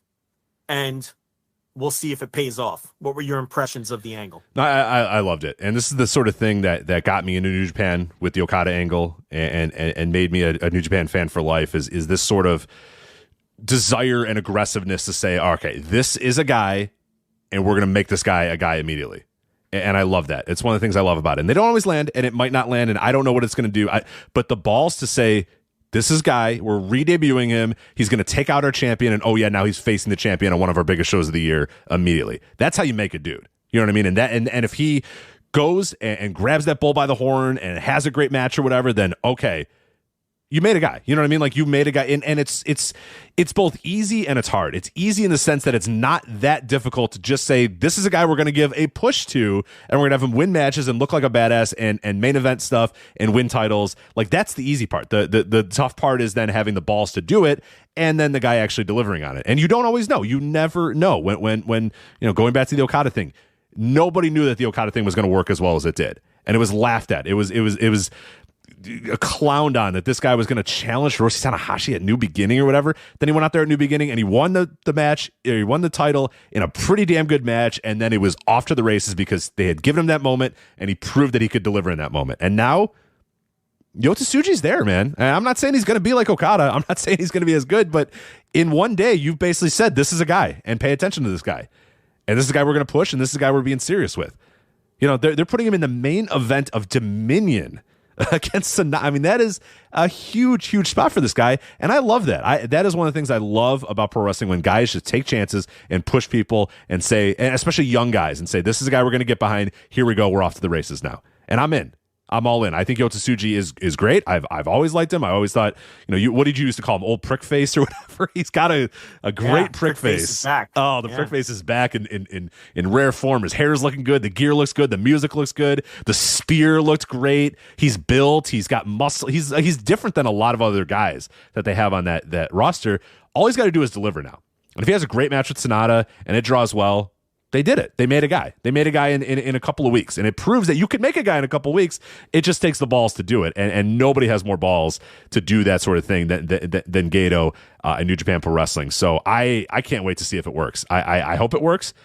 And I'm pretty optimistic on it, because I think Tsuji is pretty awesome. And I think you can just immediately see the difference in terms of a guy like a Tsuji and a guy like, compare this to the other guys that they've recently, re-debuted. Go all the way back to Master Wato. Hold on. I'm not doing the Aminu thing. I'm not doing it. Here comes everybody. Rich is going to do the Aminu burial. Okada did enough of it for me. No, just listen to fucking Kaz Okada tell me about Aminu burials. I don't even need to say anything on that guy. My man Okada said enough right there, and he said enough about Ren Narita too. But all I'm saying is, like, go back to Master Wato or whatever. It's like, it was clear, and we said at the time, like, they're slotting him in this because they don't think he's a guy. And it's okay. That's fine. You know what I mean? Like, he's not going to be a guy. They don't think he's a guy. It's okay. Ren Narita, I think they think that he's a nice little roster guy, but he's just a guy. You know? Now, Shota Umino, they want that guy to be a guy. I mean, we said he's in that Muto match. They're still having him programmed with Tanahashi. They're obviously doing the thing with Moxley that we're going to talk about in a bit. They're having him programmed with Okada. They still think he's a guy. Now, whether or not he's a guy or not, that's up for debate. but I'm not giving up on him yet. Okay, well, you still have hope. That's good. Maybe maybe one of these years he'll show a shred of personality. Just keep hoping, Joe. It's going to come. The Comet will be here any day now, Joe, and you can. The ship will be behind the Comet. Don't worry. But Yota Tsuji comes out, immediately looks like $1 million, immediately throws around the Just Five guys, gets the gasps and stuff, and then he's immediately put in the Dominion. Like, whatever you want to say about those other guys, they clearly have more confidence in him than they've had in all these other guys coming up. And even in Okan, really. I mean, Okan was, a big deal at the beginning, but this guy's main eventing Dominion. for the title. Like, they clearly are, and I love that. I love that. It might not work. Okay, but do we know that, or is everyone just... I think that's official. Am I wrong about that or no? I guess I'll make sure that's official. I thought it was, but maybe... I'm assuming he is. No, it is. It's locked in. Yeah. Yeah, Yota Tsuji will challenge for the IWGP World Heavyweight title on June 4th at Osaka Joe Hall. It would have been really fucking weird if he wasn't. Yeah, and they're like, well... I'm just saying... I didn't see the official word. Yes. But, so it is locked in and it is official. So listen, this man can't even beat JJ Gale, Connor Mills, Joshua James. Right. Now he's going to be IWGP Heavyweight Champion. I scoff at this, Rick. They had a lot of trouble with JJ Gale. A lot of trouble. But trouble with JJ Gale. This is one thing that I always will. I always appreciate that New Japan did this with guys. And they would do it a couple times throughout the years as well. But just a guy comes and they're just saying, we're going to strap the rocket to him and here you go. I love the balls to do that. And now is it going to work? We'll find out. But you got to try it. This is how you create new stars. And the way that you for all of wrestling history, the best way to get people to start watching a product, to get reinvested in a product, to get energy around a product, to get whatever, is pushing new, young, talent that just hasn't been overexposed.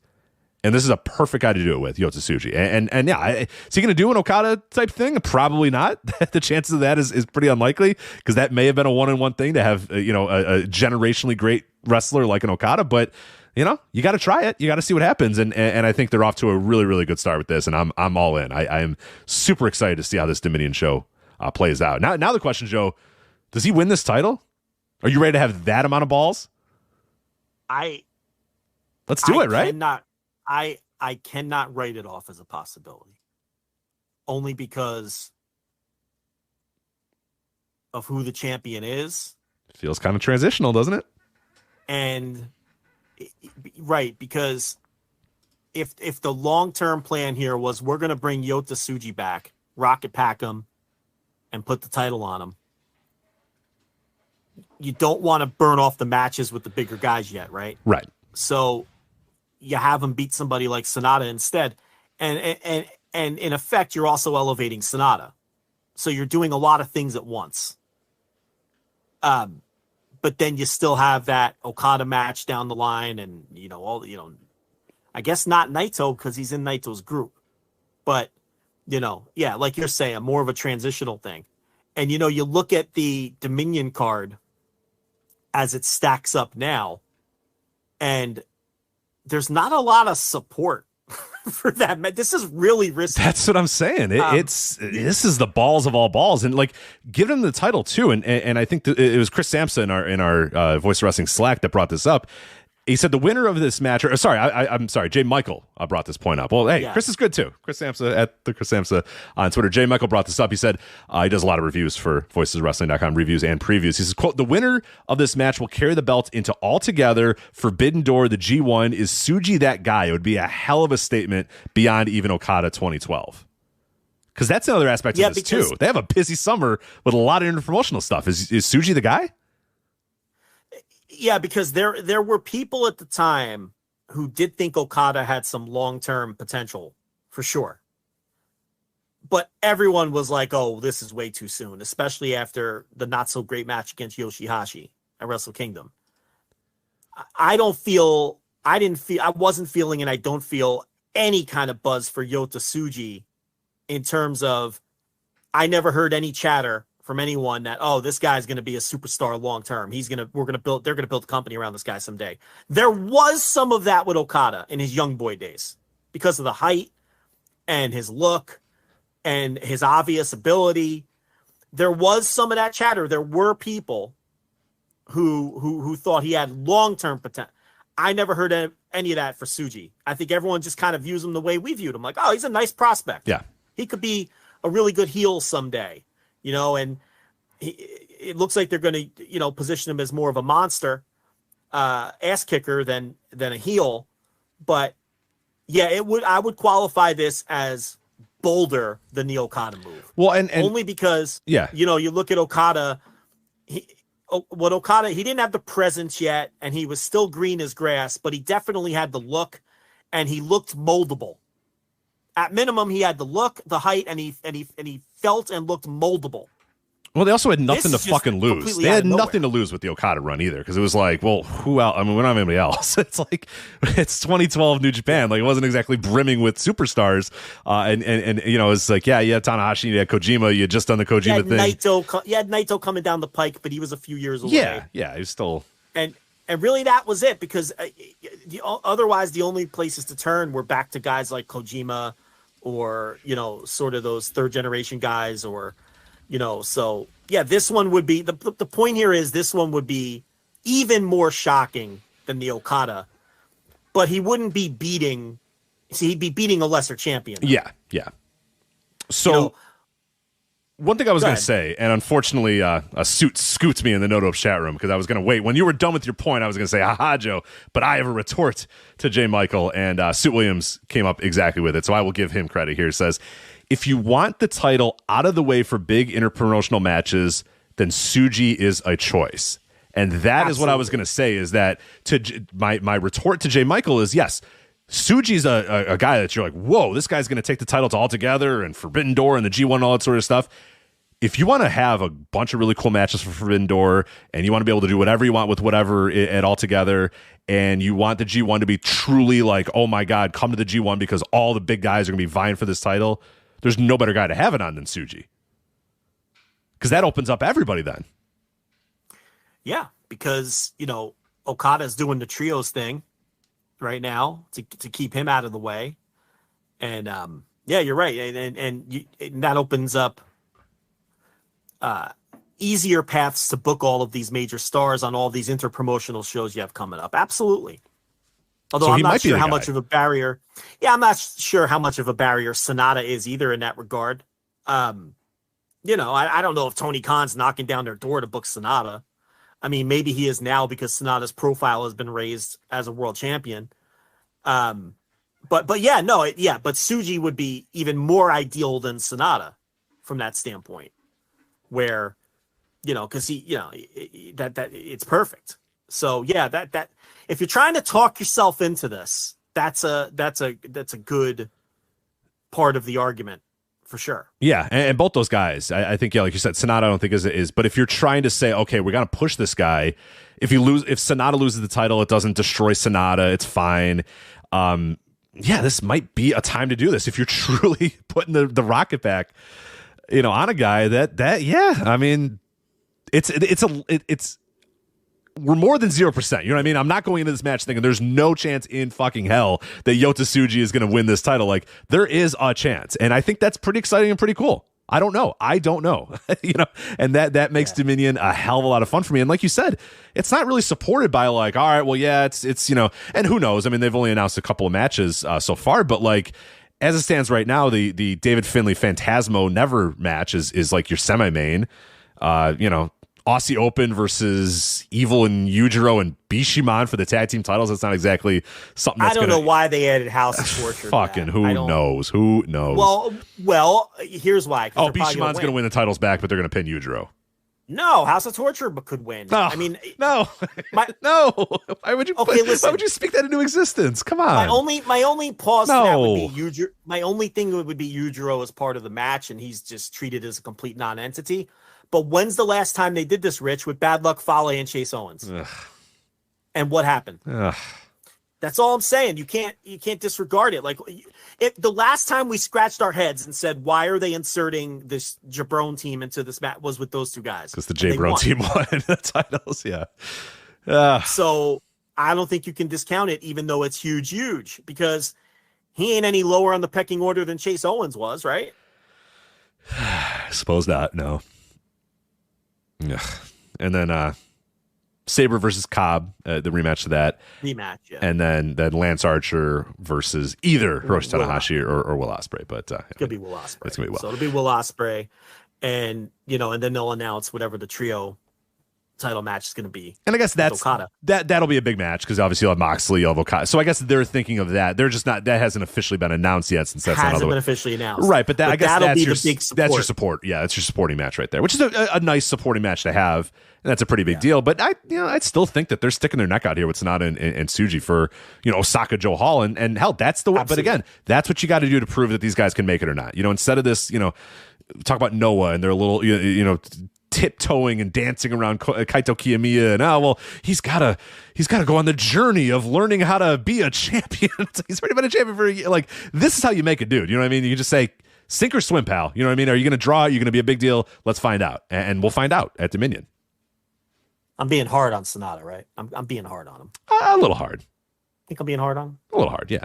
That's all right. It's a radio trick though, because it's like, well, he's not, I'm being hard on. I'm being fair. He's the IWGP World Heavyweight Champion. He's the top guy in Japan. No, that's right, and I want to see him deliver. He deserves. He's lofty standards. I said it when he got the title. I was like, he's in a lineage of very few guys that have held this title in the modern era, and that aren't fucking 101. Some of the greatest wrestlers of all time. And Evil. So, but yeah, you know what I mean? So is he going to be in the at Evil? Is he going to be with the Evil part, or is he going to be with those other guys? I don't know. I'm being hard on him, but I'm not being unfair.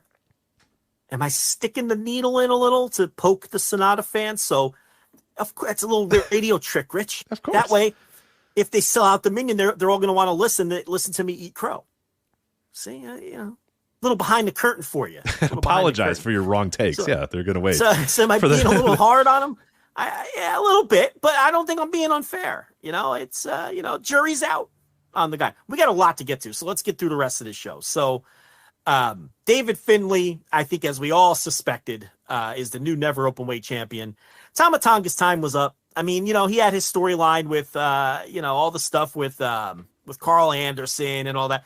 It's like this is one of those times where it just felt obvious that it was time for a title change, because the challenger was a hot new act and all of that. And now, Finlay gets to parade around with the title and everything. So, and they did the big stretcher job for Tama Tonga. So they put David Finlay over big.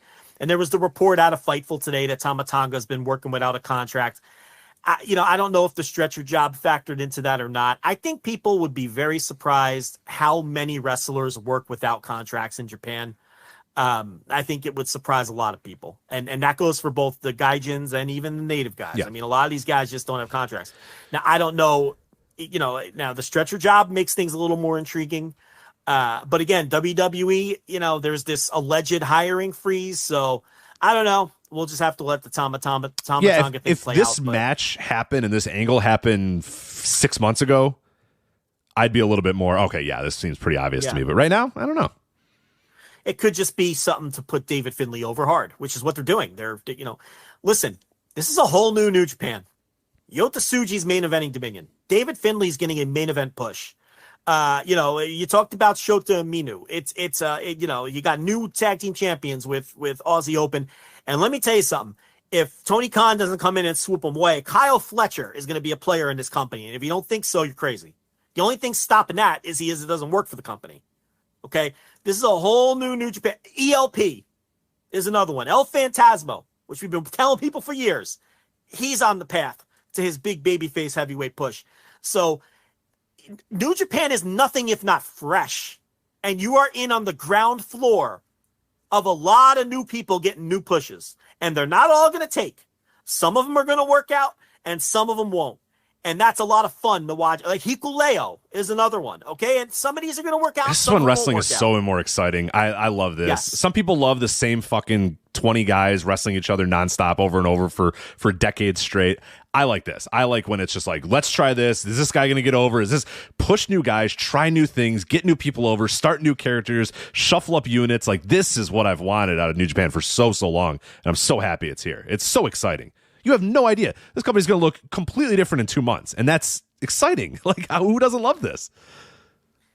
So Tanahashi was the X. I know you're stunned and in disbelief. Wasn't he the reason for the X? Let me ask you a question. So this is like Sting taking off the Sting mask and it's still Sting, right? So I propose to you. Did he really break that rib? The only reason I will say yes is I unfortunately have to I regret to have to inform you that Hiroshi Tanahashi is officially fat. The man who was in just incredible shape through all of these years, fit, was in charge. Remember when the New Japan would have like the bodybuilding competitions or whatever, and he was like, he would get yeah. Like that wasn't that long ago, you know what I mean? And it was like all these guys would go out there, and Jado would always show up. You'd be like, holy fuck, look at Jado, he's gigantic. And didn't Dookie show up one time, and you're like, why is Dookie so big? Why does he wear so much clothes? He's pretty big. My man's kind of big. Tanahashi would always get himself in shape when it needed to get there. I don't know what happened, man. I gotta imagine maybe something. It's over. He's got the gut. He's got to get those tights need to be pulled up Mil Mascara style at this point. I hate to say it. Yeah, but we know he loves to work the injuries. You know? He was not moving good. Here's the other look. I'm just putting on the tinfoil hat. Okay. But the biggest reason I would say that it was a legitimate injury is people in what was the second show, Philly or Washington? I don't remember, but whatever the second first. Yeah, whichever. Whatever the second show was, those people paid to see him. And I don't think New Japan is that dirty where they would knowingly pull a star of his magnitude off of a show in an angle when people bought tickets to, he's one of the biggest stars in the right. That's not how they usually do things. No, that's not how they do things. Even in the days of him selling those injuries, he would always, be the weeks leading up to G1 and be like, oh, look at what my bicep looks like. It's all, but he wouldn't miss a show. You know what I mean? He was just building that up to the fact that he missed shows to me made me think he missed the show. He missed the back end of that. He missed the back end of that double shot. And I don't think they would have pulled shenanigans to put because it just wasn't some kind of great angle. He just replaced himself. Right. Anyway, so Okada, Ishii, and Tanahashi are the new 6-man champs. Despy, Suzuki, and Narita go down. We suspect once all the dust settles that's going to be a match at Dominion, right? Against Shota Umino, Jon Moxley, and X. They have an X. Another X. Can we talk about Prick Okada and how this is just the best fucking thing he's ever done? He's so fucking good. He beats the ever living shit out of Ren Narita 1, 2, 3, just definitively just like, get the fuck out of my ring. Does the young lion point to help him get out of the ring? Tells Desperado and Minoru Suzuki, come get your man. Kicks him while he's down. Minoru Suzuki's like, hey, motherfucker, that's my partner. And Okada's just like, yeah, all right. I love, oh my God, Okada is a prick, is so good. And then Umino comes out and, challenges, says, hey, go to the video board and you'll see my partner, Jon Moxley or whatever. And then Okada says, oh, your babysitter's back. Sure. We'll face you and your babysitter or whatever. It's just the best. He's so good. He's just burying all these dorks. I love it. Not everybody. Oh, the young lion point to get Ren Narita out of the ring. If you haven't seen it, it's impossible to describe. Just go watch it. It is the most prick thing you've ever seen in your life. Even Tomohiro Ishii is just like, calm it down, buddy, calm it down. Like he's trying to calm his guy down, Well, that you mentioned that, there's a lot of people who think that they're planting some seeds of dissent with Ishii and the rest of I could see that. I could, because Ishii even on this point was like, hey, man, it's fine. Like, it's Narita, who cares? Because Okada's just like, fuck this guy, get this guy out of my ring, screw this Desperado guy, screw this Suzuki guy, everybody get out of my ring. And it's like, Ishii's just like, calm it down, pal, come on. Where's Boat Captain Okada? I want the old guy back. And I could see that. I could definitely see that because he's on edge. He's really on edge. And I love it, but I could definitely see that because there was points in that match where you were seeing Ishii be like, all right, take it down a notch, pal. Take it down.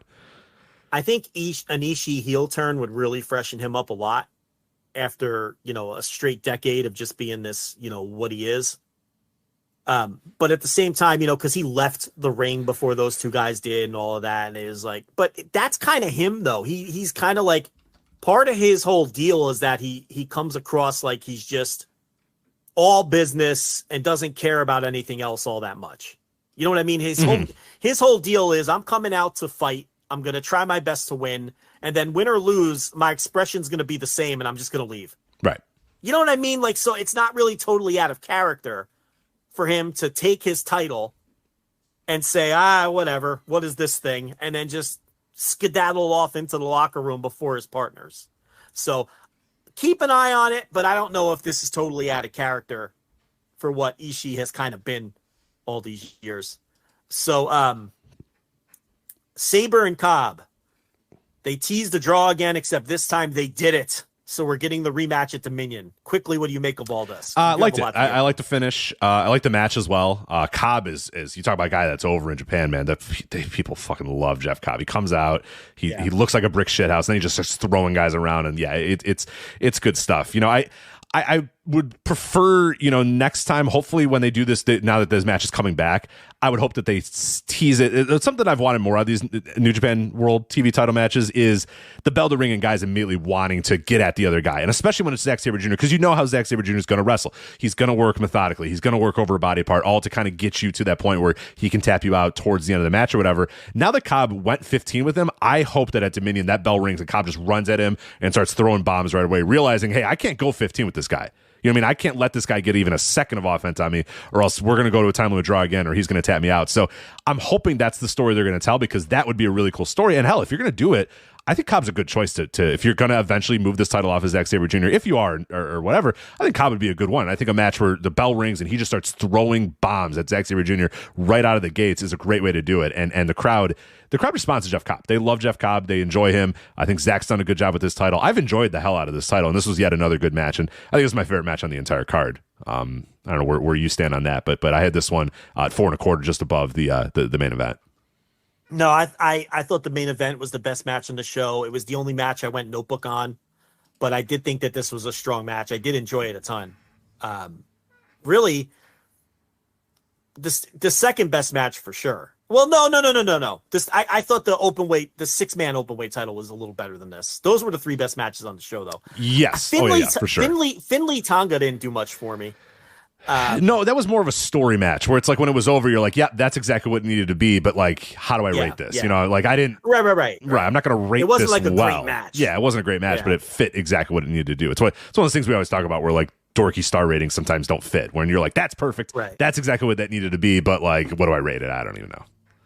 And Hiku Leo Kenta didn't exactly tear the house down either. Hiku Leo wins the strong openweight title. I don't know what to make of him. I don't know. I know he's tall, but that's what we always say. What else is there to this guy, though? I think he stinks. I think I'm at the point now where I think he stinks. Like I don't know. I haven't seen it yet. Whatever it is going to be with him, I just haven't seen it, other than he is tall. Wrestling is littered with really tall guys that never amounted to shit. Right. And it's like his gear is bad. Other than his height, his look is nothing special. He's still kind of gangly. You wonder if he's hitting the gym.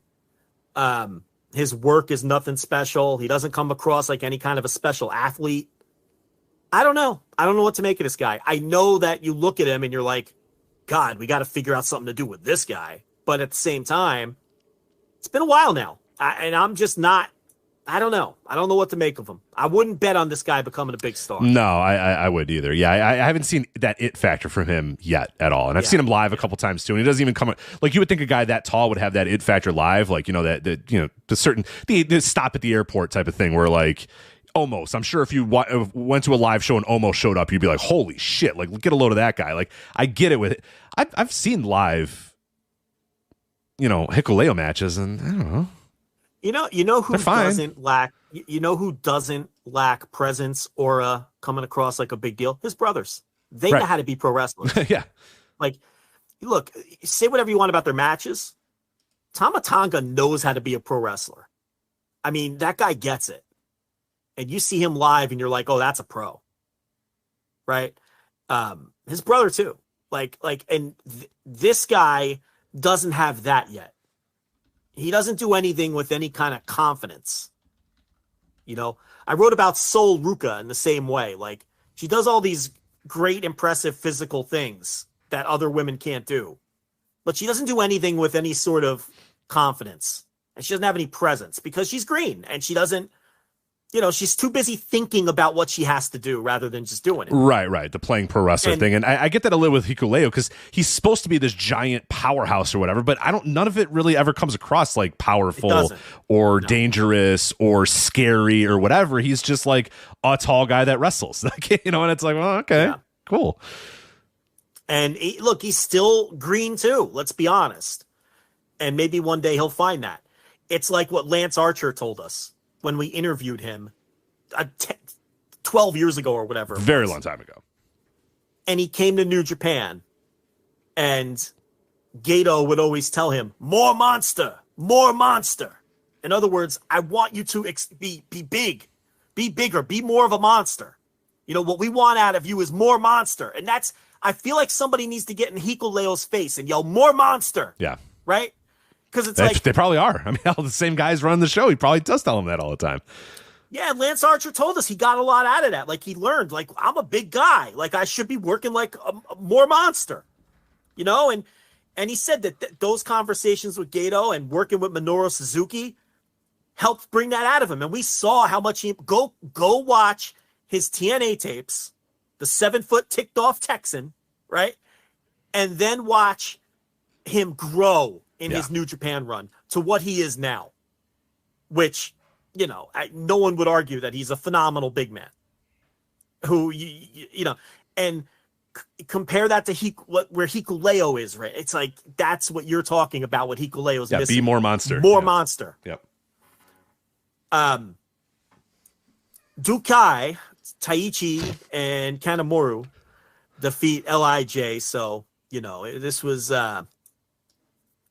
guys that didn't have an important match. You know, Kanemaru had the junior title match earlier on the tour, and Naito didn't have a big match on this show. So I don't have a lot of thoughts. No, honestly, the undercard you could probably blow through. I don't know if I have any strong thoughts about anything on the undercard.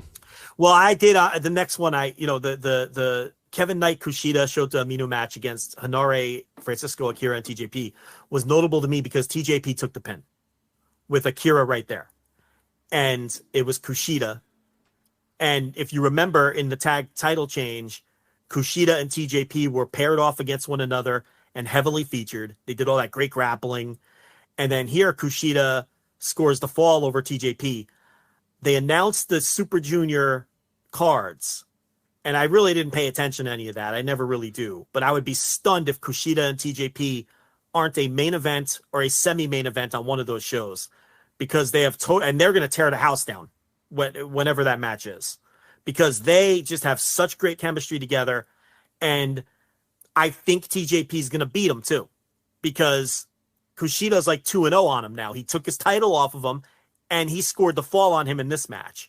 So if you pay attention to Gato's booking, I feel like TJP is going to beat Kushida in this. I know they're in the same block, and that match is probably a main event or a semi-main event on whatever show it's on. And I feel like that's where TJP is going to finally get the better of Kushida. And I'm looking forward to that. That's one of the Super Junior matches I've got a big circle around because I think those two guys are going to have a really great match. And then, the rest was United Empire, Okan and the Aussie Open over the TMDK guys. Did you see Shane Haste cut the promo for Zack Sabre Jr.? That was pretty good. I wasn't sure if you were going to find that too dorky or too good, but I thought it was incredible. He was just like, I'm Zack Sabre Jr. And it's like a terrible voice. Like he sounds like an Australian guy trying to be English, but he kind of sounded Scottish. And he's like, I love 80s, like I love 80s rock stars. I'm Zack Sabre Jr. It was so good. Oi. And then, it was so good. Yeah. And then Saber channeled me. He's like, what am I, Oliver Twist? Like right. He's like, you don't have it right at all. Yeah, he came in and he's like, no, you got this all wrong. That's not at all what I sound like. What are you doing? Yeah. And Shane had that. He was like, popping the collar the whole time too, going like, 80s rock stars. Here's a move that you don't know what it's about. Yeah, like it was good. I enjoyed it. Yeah. Here's a move with a really long name. Oi. You know, it was right. It was good stuff. Yeah. Okay, I was hoping you liked it. I was like, hopefully No Fun Lands is not going to be like, it's a big time title match. Great. What are you doing? Like, I love that. I love this TMDK with a bunch of 38-year-old frat boys. I fucking love it. I love the aesthetic. I love the whole, like, it fits all of them like a glove. And it actually injects some charisma into Mad Mikey Nichols, which we all know he can. It's not easy to do. That's a tough task. Yeah. Yeah. And then the opener was Goto, Yano, Yo, and Yoshihashi over the House of Torture guys in a very quick match, which was just kind of there to kind of almost like a Heyman special. They just blew right through that. Yeah. And then I guess we should squeeze in the Satsumi no Kuni show, which had the tag title match. Real quickly, last thing on Dontaku. There was 3 shows in there was 3 pre-show matches that apparently this Oiwa, like, you know, triple or whatever this thing was. What did they call this? Like apparently like the winner won like $15,000 in like barbecue or something. Yeah. And they didn't air this. They didn't air this. Like, they did a gauntlet. I get Young Lion gauntlet with some steaks to it. I guess brisket in this case. I have $15,000 in barbecue or whatever, and like we don't get to see it. I guess it'd be Japanese barbecue, probably not Texas style bar. I don't know, but hell, air this shit. Come on, what are we doing? How do you add this gauntlet and there's $15,000 worth of barbecue on the line and we don't get to see this? It's unbelievable. Yeah, no, and they usually air everything. Right, but this time they decided not to, when it actually was like, everybody was like, oh, I'd watch that. And it's like, oh, it's not airing this time. It's like, what? I can watch Oscar Lube and Oiwa wrestle each other on every other tour constantly, but now the one time I do want to watch them because barbecue is on the line, we don't get to see it. Unbelievable. Yeah, so the aforementioned TMDK challenged Aussie Open for the tag titles on the show on the 29th, which was the Satsuma no Kuni show. Rich, that match was good, but Taichi and Shingo was great. Those guys don't fucking miss. You know, Shingo has. Do you remember when this King of Pro Wrestling title was just Toru Yano locking people in dog cages? Yes, I do. Yes, Shingo has just taken this thing and give Taichi his credit too. These guys have incredible chemistry. I don't know what you thought of this, but they had to win it like 3 different ways, and they couldn't repeat the way. Yeah, I loved it. I thought it was submission, knockout, cool as hell stipulation. Yeah, and I really believe part of the reason that Shingo is so good with this title is from being in Dragon Gate all those years, because those Dragon Gate guys are super creative, and they would always have these weird stipulations, the two count fall matches, and all this other wacky shit they would do. And I think Shingo just has that Dragon Gate brain, you know, and he's had ideas for this title that are actually good, you know, and then he goes in there with Taichi, and every time these guys and Taichi wins the title here, I think he got him by pin, KO, and ref stoppage. Isn't that what it was? Or was it pin? He definitely pinned. I forget the order now, but ref stoppage was the last one because Shingo was and he just like went out. I can't remember what the second fall was. It doesn't matter. The point is the match was fucking great. These two guys just don't fucking miss. I went 4.5 on this, right in the same range of all the other matches they've had with each other for this title. And honestly, to me, it was the best match between these two shows. This King of Pro Wrestling match. Yeah. No, for sure. I'm trying to think if that. No, you're right. Well, for you, it would be this or the 15-minute Saber top draw. I think it's this one. I think this one had higher highs than a 15-minute draw. I mean, yeah, like you said, these guys. I thought this rocked from start to finish. Yeah, for it sure. seems like I liked it more than you did. You liked it a little bit more than me, but I think I'm pretty close. I'm pretty close. No, I think you're absolutely right. The fact that what Shingo's been able to do to this title and just transform it and make it feel like a title that you actually want to see and make it able to draw. It's main eventing shows and doesn't feel out of place or weird or whatever. And it's do I like that Shingo has kind of gotten down cycle and isn't going to be in the world title? Yeah, no, I don't, because I love Shingo and I think he deserves another chance at, you know, the top title, but his chance unfortunately came during COVID and came during, you know, the later stages of COVID. So I think that's it. He had his chance, but now like the fact that he's been able to make this thing what it is and the main event with it and make it important and make it good and make matches that are worth watching. I mean, that's a fucking tremendous accomplishment from him too. So no, everything that he's done with his title so far has been pretty good. And now we'll see what Taichi can do with it. I wouldn't write him off from the main event scene. You know why? He just main evented a show. You know, I see people writing him off, and I don't know. I mean, there's only so many spots at so many times, you know, and this dude's main eventing with this title that was a throwaway prelim title, you know, and it was through his hard work.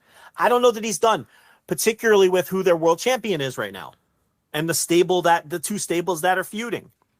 So I don't know. I'm not ready to say that they're through with Shingo as a top guy. That's a take that I see a lot of people making that I would be a little careful with. The only other two things of note on this show is Bishamon and House of Torture won tag team matches in the prelims, and wouldn't you know it, those are the two challengers for the new tag team champions. They've done it again. Gato did it again. Unbelievable. Yeah, and the tag title match, I went 4 stars on that.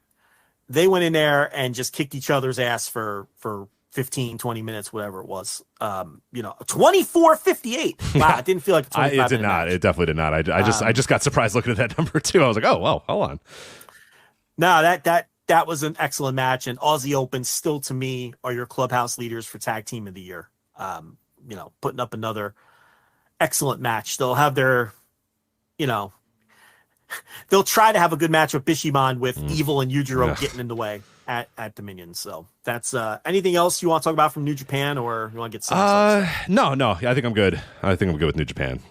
So when I sent over our list of topics, I put WWE Draft notes as a gag, and then you really put it on the run sheet. Also as a gag. For the record, also as a gag. We're not going to actually talk about the WWE Draft. So here's my draft analysis. None of this shit matters, and the rosters will be mixed again in a month. There you have it. Yeah. Haven't we been seeing? I can't believe the amount of time that other podcasts and other people are spending on the WWE Draft. I'm stunned. And putting out tweets. Wow, I can't believe Imperium is going to Raw.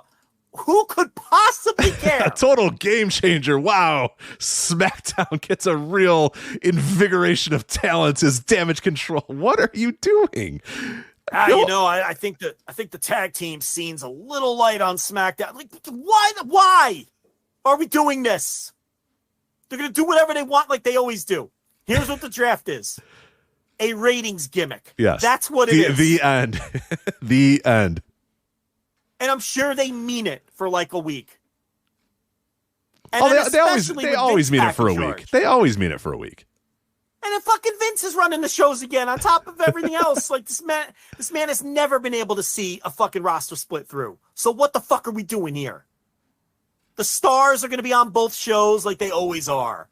Yeah, will fucking Katana Chance be parked on Raw? Probably, but who gives a fuck? And oh, by the way, whose bright idea was it to call up Katana Chance and Cade Carter? Rich, they fucking stink. They're so bad.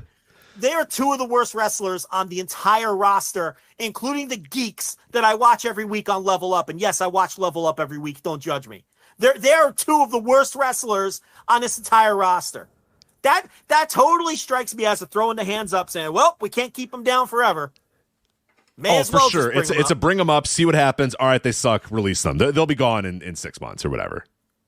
Or back down to NXT. Shits. They're not They good. are the absolute fucking shits. Well, and Katana Chance has been there since fucking the Obama administration, right? She's been in NXT for so long. Am I like when did she come into NXT? She's got to be in her mid-30s at this point. I think 2017 she started in NXT. 2017. Started in the Performance Center. At some point, she's still terrible. At some point, you just got to say, all right, well, it's over. What'd you think of Odyssey Jones getting the call up here, even though he hasn't been on NXT in a while, but all right. Forgot he existed. Yep. Forgot he existed. Hey, Rich, your thoughts on Tamina to SmackDown? Oh, Tamina to SmackDown really changes the women's division of WWE SmackDown on Fox. Yeah. Who? Oh my God. The floor is yours, sir. Tamina on SmackDown. People, I can't. How do they do this? How do you earnestly talk? Also, I love the collection of free agents, aka jobbers that we can have job on both shows when we see fit. And then Brock. and Brock. Brock, who will go wherever they need him to go at whatever they need him to do it at. Yeah. Brock, because they just want to make big matches with Brock, regardless of this dopey brand shit. And the other people are just, look, did you see who they were? It's like Dolph, Ali, right. Like just job guys who, we could just, whenever we need someone to do a job, they're on whatever show. Just, it's such a fucking waste of time. And I feel dirty. We've already talked. I just wasted this. And I'm gonna say this one thing too.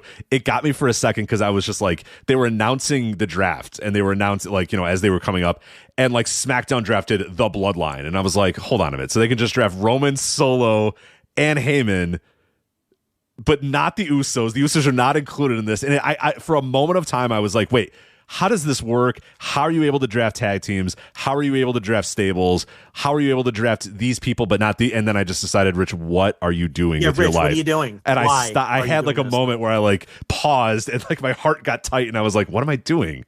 Why am I doing this? Stop, go outside, do something.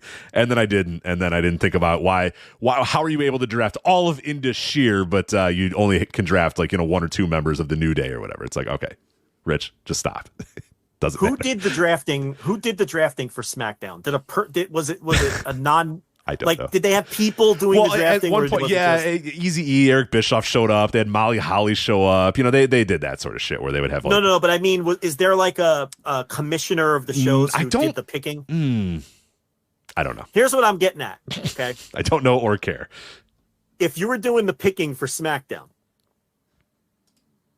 they drafted 2 dead men. They drafted Pretty Deadly, who were dumped in a body of water in a trunk by the fake Italian mafioso. Stax and Tony, by Stax and Tony. Yeah, by Tony, 2 Stack of Dime Neck, Donato, and the other guy. What the fuck's the other guy's name? D'Angelo. The other fake Italian. Yeah, Tony D'Angelo. They put these men in a trunk, threw that trunk in the water, and they are now sleeping with the fishes. So if you drafted for SmackDown, you drafted 2 men who are dead, which isn't very good drafting. Well, it could be maybe they're trying to get under the cap. They're trying to get under the cap, so they're trying to get an exception. Well, there's a lot of better dead wrestlers than Pretty Deadly. You know what I mean? Shoot for the moon and draft Benoit or something, right? Why are you drafting these 2 geeks if you're going after dead wrestlers? I'm drafting Vader if I'm drafting a dead wrestler, right? Sure. Who's the other Saruta? Is there another dead? Or you were just saying the 2 dead people are pretty deadly? Pretty deadly. Oh, I thought there was. I was looking up and down. I'm like, who else? I was like, did Alba Fire die on NXT and I missed it? So. Oh, they called up called up the fucking Isla and Alba, yeah. So Isla Dawn will be making her dumb faces on which show? SmackDown. Can't wait. Oh, but Grayson Waller. How about Grayson Waller? He finally got the call up at age 38. Finally, good for him. Joe, I will say last thing about the draft, and mercifully we can move on. You're not gonna believe this. Raw drafted the SmackDown Women's Champion, and then SmackDown drafted the Raw Women's Champion. What? That's chaos. That never happens. That's chaos. How are they going to solve this? Happens. I know. I was looking through the bylaws. I was looking through draft history. I don't know how they're going to solve this. That never happens except every draft. Except for every other time they've done this draft. So unbelievably, I guess they're going to switch the titles, but it remains to be seen what they're going to do to correct this just wild issue.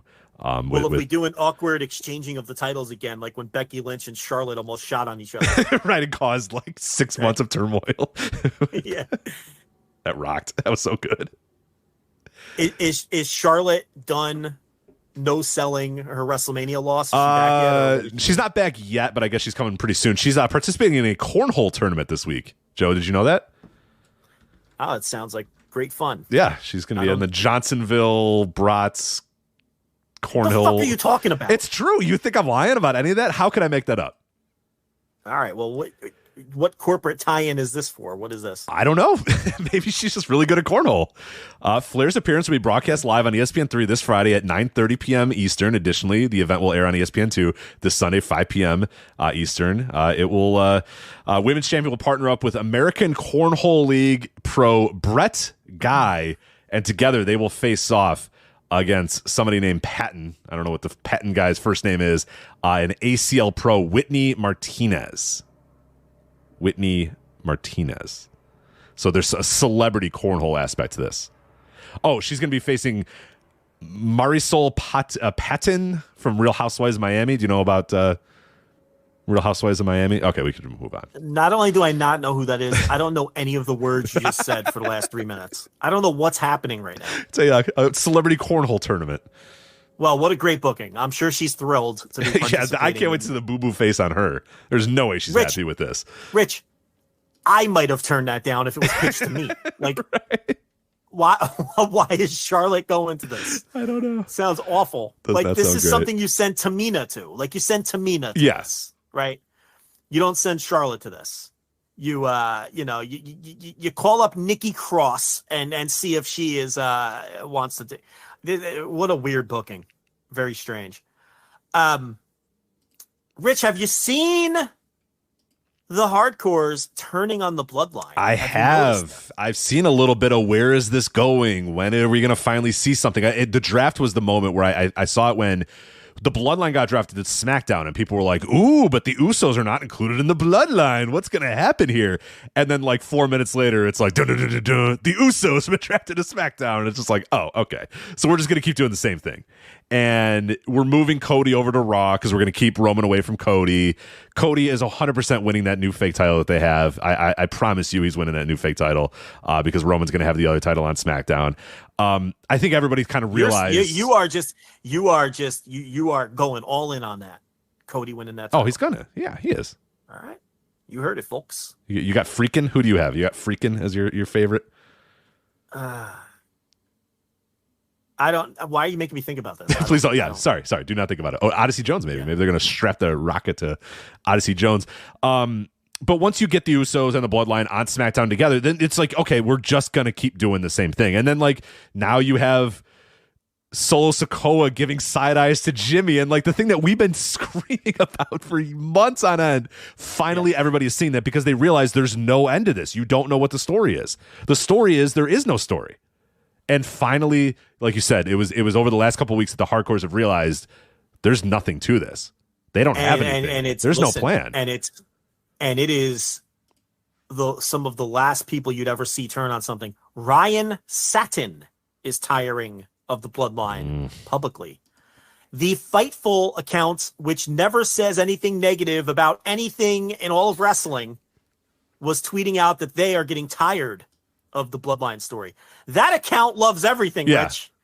You can put anything out there. Oh, I'm really loving this insert match here. It could Katana be the Chance showing some real good potential in this match. Hashtag SmackDown. Yeah. You know, like that Fightful account puts anything and everything. This is good. Hashtag Raw. It's just like, what are you? Okay. Like, what? Because I'll read them like an hour later. I'm like, what was good? What? Incessant, vapid, positive takes all day, every day. Loving this Impact Wrestling tonight. Hashtag Impact Wrestling. That's all that account is. So if they're turning on something, that's not whoever's good. Running that thing. Okay. So now listen, we all listen. The fact of the matter is, this is all the Bloodline story's been for 2.5 years. This was boring drivel until Sami Zayn got hot. Then it was interesting. Then Cody came back. Then it was real interesting. Then it was like, whoa, what's going to happen here? Is one of these guys going to beat Roman? Then they beat both of those guys. And now we're right back to where we were before Sami Zayn got hot. Boring, monotonous drivel. Right, and and they could have rectified that a little bit with the draft of moving the Usos over to Raw and kind of just keeping. But then the Usos, so it's like, all right, no, everything's going to be exactly the same. This 2.5 year story going on 3 years has been interesting for a grand total of like 3 months. That's a fact. And now we're right back to the Usos side-eyeing each other with a little, dash of Solo. I saw a little bit, and Solo's like looking over, and Jay's like, "You got something to say?" I'm like, "Oh no, come on! Here we go. What? Here we go. We can't do this again. You can't keep doing this to me. You can't keep doing this to me." Yes, they can, because that's all this has ever been, except when Sami Zayn got accidentally over. That's all this has ever been. They didn't even mean for Sammy to get over. More evidence that they've blown this thing. That man should have lost at WrestleMania. I'm sorry. Think about, Rich, the intrigue there would be in Cody, red hot babyface champion, and the intrigue in when is Roman going to come back, and is he going to go, and when's he going to come back for his title? That would be a really good story that they can have built in if Cody would have won that match at WrestleMania. What are we doing instead?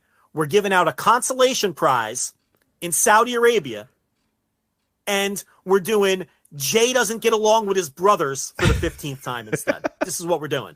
And now you have people like Ryan Satin, who eats up everything they do, and the Fightful account, whoever that mystery person is, who eats up everything everybody does. The easiest to please critic there is, turning on this thing, among others. Claiming that it's boring. Well, let me clue in. It's always been boring. This is what it's always been. Right, this welcome. is the meme with the astronauts. right? You know the astronaut meme? Oh, the Bloodline story is getting boring, and then the other astronaut's behind him with the gun. It's always been boring. That's what this is. Yeah, right. It's the fucking astronaut meme. You're all 2 years behind. We said this 2 years ago. Now welcome. Join the club. While I'm at it, this has to be addressed because I'm tired of this. Somebody has to say it. Okay? This quote unquote Dominik Mysterio mega heat. The organic mega heat. Again, I don't know who needs to hear this, Rich. It's canned heat. It's piped in. It's led by production. How is nobody seeing this? Go on the WWE YouTube page, click his promo from last Monday or last Friday, whatever it was, whatever show he was on. Go watch it on your DVR, okay? It's a gimmick. The Dom Heat thing is a gimmick. This is a television show about pro wrestling, and his character, follow me here, Dominik's character is the guy who the crowd doesn't let talk, okay? And what they're doing here, and you can hear it with your own ears, it's so easy to hear. Go click the video. Go watch on your DVR. He starts to talk. The production presses the button. You hear the vacuum cleaner, the hair dryer, the whatever you want to call it, the airplane turbine, the vacuum cleaner, the whatever you want to call it. Yeah, it doesn't sound natural at all. And then the fans join in. I'm not saying the fans don't join in because they do. Because it's the thing you do when you go to a show now and Dominik tries to talk. And the production leads it. They press the button. That's everybody's cue. And then everybody, well, not even everybody. And then a lot of fans get up and they boo, and they all do it with a big smile on their face. Nobody hates this guy. He's not getting heat. That's not heat. They're doing it because they're being part of the show. And this is a television show. And the thing to do is, oh, this is the guy that we don't let talk. So let's all stand up and put our thumbs down and say boo while we smirk and smile. That's not heat. They don't hate Dominik. This is an interactive television show that the production is leading. Go listen to it. I'm not making this up. It's obvious. Just go listen to it. It's canned heat. It's piped in. And then they turn it down. And Dominik tries to talk again. Like I was saying. And then they press the button again. And then Dominik stops. You can see him stop sometimes before they press the button. Because he's instructed to do this. He is instructed, all right, Dom, go out there, start talking, stop. We're going to pipe it up, and they're going to boo. Rinse, repeat, do it 3.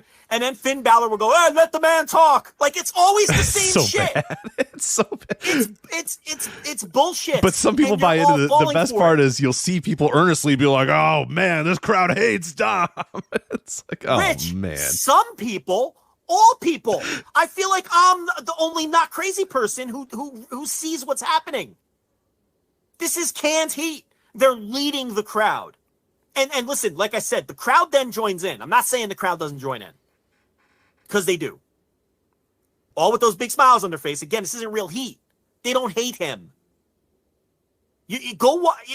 Listen, I don't want to go down that road. But it's like, you can tell the difference between a pro wrestler that there's visceral hatred because they're over as a bad guy, as a heel. And then there's this, which is play a long time. This is the guy we boo and we don't let talk. We don't let him cut his promo. That's his role on the show. And the fans play along and they have a good time and that's fine. Okay. But this is not great heat. Nobody is paying money to watch Dominik wrestle because they hate his guts so much. That's not happening. He's a mid-carder whose character is the fans don't let him talk. And the production is leading this. And if you listen and go back and listen, you will see and you will hear. They press the button and you can see on the screen that none of the fans are booing or standing or anything. And you hear this vacuum cleaner, like Rich said, engine turbine, generic booing sounds even though you can see nobody in the crowd is really doing anything. It's the same one they've been using. The best part about this is the same noise they've been using since like 1994. You go back and watch like a 1994 Raw, and it sounds exactly the same as this crowd.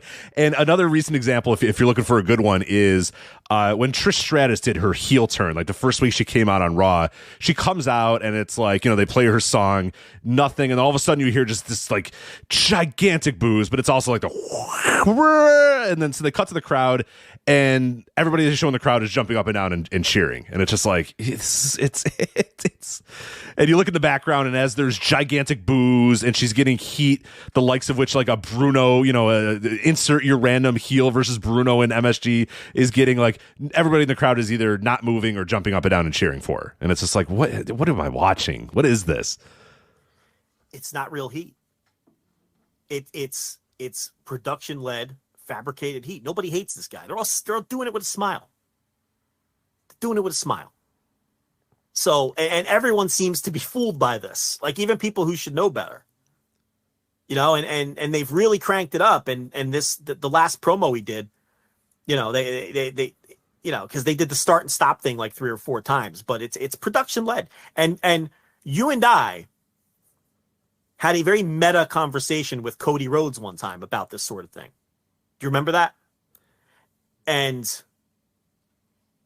our point was, that's not what pro wrestling was meant to be.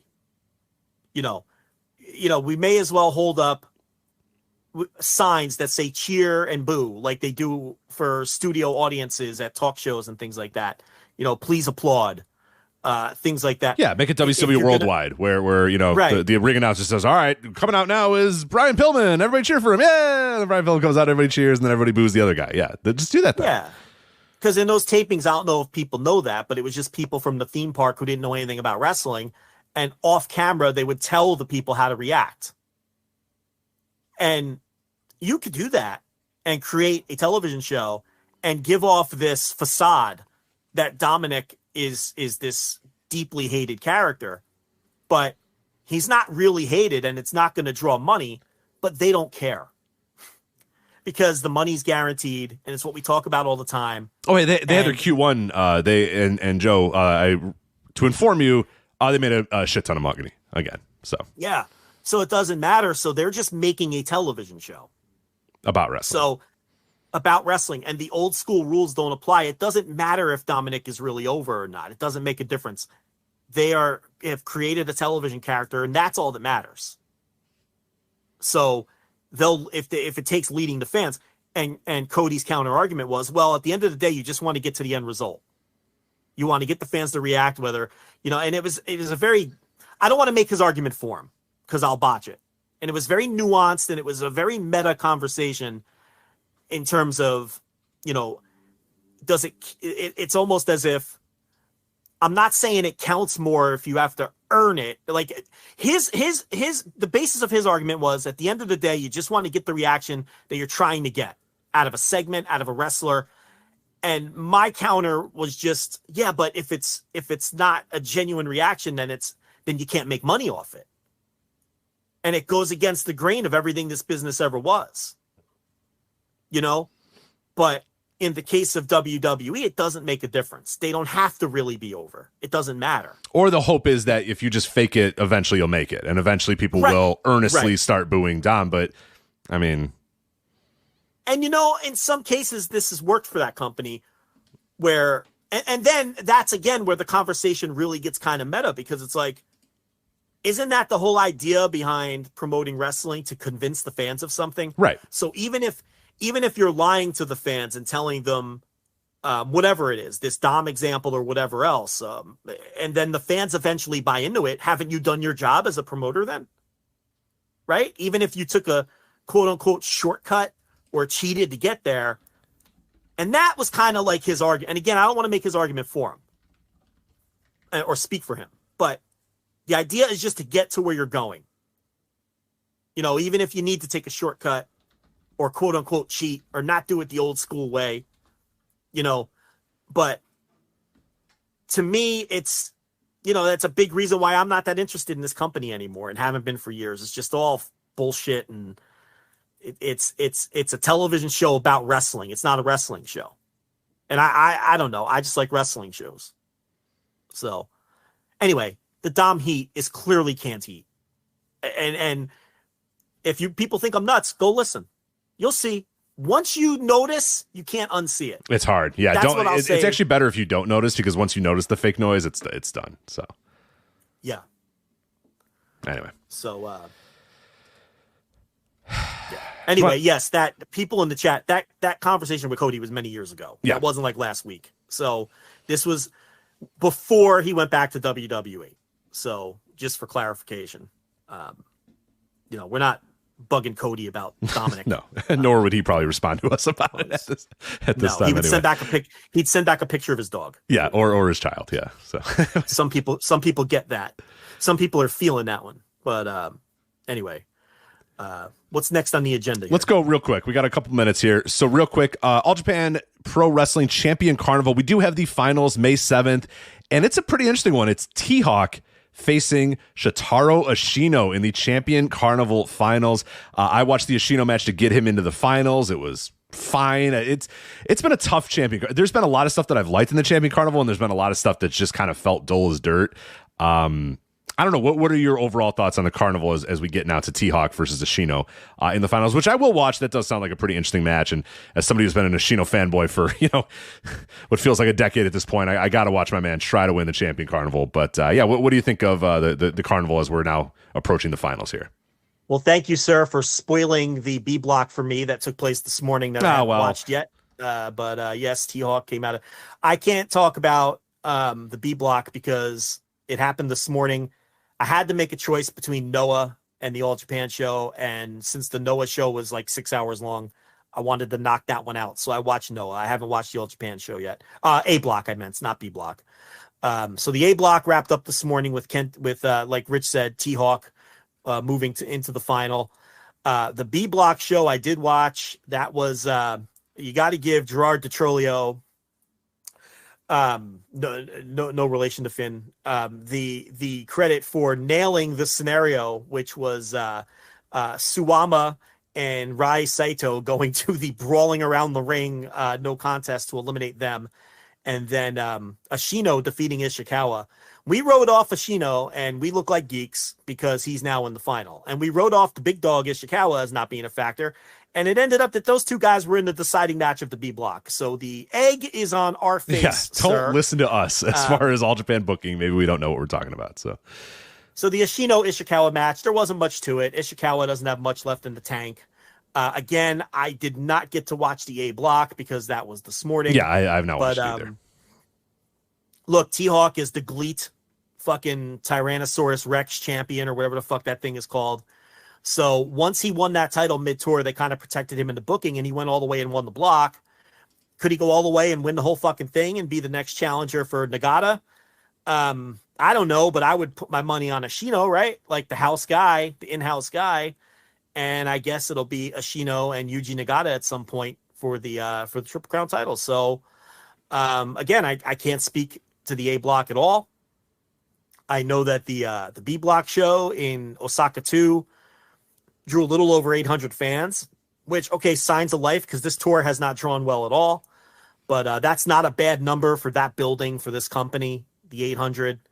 So, yeah, so that's where we are. What's the date on that final? May 7th. May 7th. So we will have time to talk about that on next week's show. Days. Yeah, so it's happening on Sunday morning. And Dragon Gate's got a big show this weekend as well, Dead or Alive. So I'll try to watch that one as well. So yeah, a lot of stuff going on in the world of Japanese wrestling over the next couple of days. But yeah, we'll try to watch. I'll try to watch definitely the Champion Carnival finals and definitely Dead or Alive by next week's show, hopefully. So. There, and then last but not least, MLW, the world that never stops. And yet again this week, Joe, it did not stop. MLW CEO Court Bauer appeared on Busted Open Radio to say that he has closed the deal. He worked day and night and just working the phones, getting on jets, back and forth, but he did it. And July 8th, MLW's Never Say Never event will be streaming on Fight as part of the Fight Plus package, and that moving forward, MLW's live specials will be on Fight Plus every month. Now, does that mean they have a special every month? It's court speak. I don't know what that means, but All we know is July 8th, Never Say Never, is streaming on Fight as part of the Fight Plus package. So this reads like they're going to have these PLEs as WWE vernacular takes over the wrestling world, as it always does. It looks like they're going to have these PLE. It reads that they're going to have them every month. Like, I read it as MLW's live specials will be on Fight Plus every month, but I don't know if that I don't know. It's court speak. I don't know. It's hard to take anything at face value. All we know is July 8th, Never Say Never, streaming on Fight as part of the Fight Plus package. Now, that's in addition to they were on the premium streaming network, that new streaming network that used to be part of Fight. That's their international home. So now that's weird right off the gates, because like they're signed to do international distribution on a network that's owned by a guy who left Fight and created it as a direct competitor. Whatever. That's MLW, man. You know what I mean? Like normal business doesn't matter to MLW. So they're both with the competitor and Fight. Whatever. Okay. July 8th, Never Say Never will be on Fight Plus. We'll see what happens after that. This news also comes. Hammerstone versus Alex Kane is the main. Okay. And Kane won the Battle Riot, which was a terrible, terrible match, an episode of TV. But anyway, go ahead, finish the and then news comes on the heels that MLW Underground on Reels. We had talked about that a couple weeks ago of like what is going to become of MLW Underground on Reels. We thought it would be over pretty quickly. They were like, no, it's going to keep going. They had a season finale, and their season, Joe, is over, and there are still ongoing negotiations about season 2. But come on, they're toast. They're done. They're done. The final episode was very low effort. They replayed matches from the week before. The Battle Riot finale, and then some other stuff. They announced that Fusion is returning next season, so they're pretty much acknowledging that this is over. May 25th, Fusion's back May 25th on YouTube, and days later on BN Sports as well. They are on everything. MLW is on everything. Well, that's right back to the old deal they had, where they were on YouTube and BN with Fusion. And Fusion stopped when Underground started. It was supposed to run concurrent, but then they mysteriously stopped there in Fusion, and we never heard back from them when we asked. And now Underground's over and Fusion is back on YouTube and BN. So, and their specials are going to be on Fight maybe every month. Who knows? Starting with the July 8th Hammerstone and Alex Kane. I will say, and I always say this about MLW, I'll give them credit. They make their stars feel like stars. Yeah. The Hammerstone and Kane feel like their two biggest stars. And that is the biggest. They always make the biggest match that they can make in the moment. They always do. They always feel big. Yeah, and it always feels like big in relation to the rest of the, right, big relative, big relative to and and Hammerstone and Kane feel like they're bigger deals than everybody else in the company, and they're the next main event for their next pay-per-view, PLE or whatever, and they do always do a good job with that, always. I will always give them credit for that, whether it's Fatu or Hammerstone or now Kane, who has been successfully elevated, and he's really good in MLW. He is a highlight of that show, and his whole Beaumaye Fight Club deal, and he's with Thomas Sharp, and it was a good piece of booking this week. They had Hammerstone beat Sharp in a one-on-one match with Kane on commentary, to kind of heat up Hammerstone and have him beat Kane's sidekick, and they do a good job with building up their big matches. It's the rest that leaves a lot to be desired. This run of Underground was not great. Didn't help that Enzo got fired in the middle of all of it, since they were building up to an Enzo match at the end of all of this. And then, the terrible editing with the dumpster match where Enzo won, but then they had to edit it to make it look like, who am I trying to think of? Matthew Justice won, and it was a terrible, hacked up edit job that just looked awful. It was not a good run on Reels. Not in front of the camera, not behind the scenes. It's a big mess. Didn't grow their product in any way, shape, or form. The ratings were just completely random. One week they'd do 80,000 viewers, and you'd be like, hey, that's not bad. Then the next week they'd do 29,000 viewers, and you'd be like, that's not good. It's just... it's like, it's total just, you feel like the rating fluctuations were just all margin of error shit. You know what I mean? Like, there was no rhyme or reason to why people watched or why they didn't. And now they're right back where they started with YouTube and BN. And now they've got their pay-per-views on Fight Plus, which means I'll never watch them because I'm not paying for MLW. I mean, I can't imagine. No. You know what? I'm going to pay for them and I'm going to watch them. Who am I kidding? Well, they're on Fight Plus. We're subscribed to Fight Plus, so you can watch them on Fight Plus. Are we? I didn't even know that. We are. Okay. Yeah. All right, great. Tremendous. That comes out of the P&L every month? I don't even know. Yeah. All right, well then we'll be watching and reviewing the MLW PL of leagues. course. How about that? Yeah, we'll have So maybe instant reaction lives for all these. No, probably not, but that's probably not going to happen. But you never say never. Yeah, hey, you know what? If they book something good, maybe we'll do that. But there you go. So the world of MLW, never, ever stopping. So very quickly, this Noah Green Journey in Sendai that I watched this morning. Yeah. I got to tell you, this is the best Noah show of the year. Whoa. And one of the best overall wrestling shows that I've seen this year. Wow. I mean, no, not the green. What I'm talking about, the show from fucking last month. This was Majestic from Tokyo. Not the one just yesterday or whatever. This morning. I'm confusing everybody. Green Journey in Sendai was the show from last month where Jake Lee beat Nakajima. I'm talking about the Majestic show from Sumo Hall this morning. Is the show I'm talking about. So one of the best wrestling shows I've seen all year. I mean, it didn't peak super high. There's no match of the year contender on the show. Okay. But there's 3 or 4 matches that are absolutely going in my notebook. And I don't think there was a single match on this show with the exception of Masakatsu Funaki versus Shinya Aoki in a martial arts rules match. That's the only match and you can imagine how bad that was. I mean, that was just the absolute drizzling shits. I don't even think grapple fuck people will think that was good. It was just the absolute shits. And I do have to say I did skip one match. This Natsu Sumari in Ryu Mizunami versus Maya Yukahai and Saki. Yeah, I blew that one off. I saved myself. Doesn't sound like a Lanza match. Yeah, it doesn't sound like one that you would probably enjoy. So probably good. It looked like some Tokyo Joshi Pro geeks, and I was like, "See ya, not a fucking chance." And I skipped ahead on my feed and blew that off. So I can't speak to that. Every other match on this show at minimum was good. 3 or 4 of them were very good. Hideki Suzuki versus El Hijo del Dr. Wagner Jr. for the national title may have been one of the best Hideki Suzuki matches I've ever seen. That's big. That's big praise. I like to hear that. This El Hijo del Dr. Wagner Jr. is a fucking he is a find for this company. He is one of the 20 best wrestlers in the world this year, without question. He killed it here.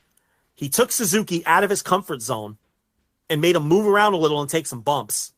I mean, Rich, when you get around to watching this, you're going to be stunned how good this match is, especially when the first 6 or 7 minutes is Suzuki holding this man in a cravat on the mat, and you're going to be like, what the fuck is Joe talking about? But stick with it, okay?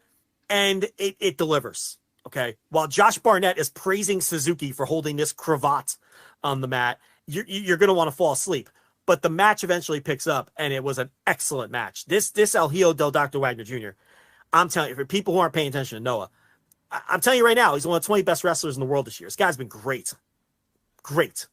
And then Jake Lee, Marufuji, very good main event. Definitely notebook material. The best Jake Lee match in Noah to this point, I think easily, without question. Marufuji, this was not lazy Marufuji at all. He was excellent in this match. He was a better worker in this match than Jake Lee.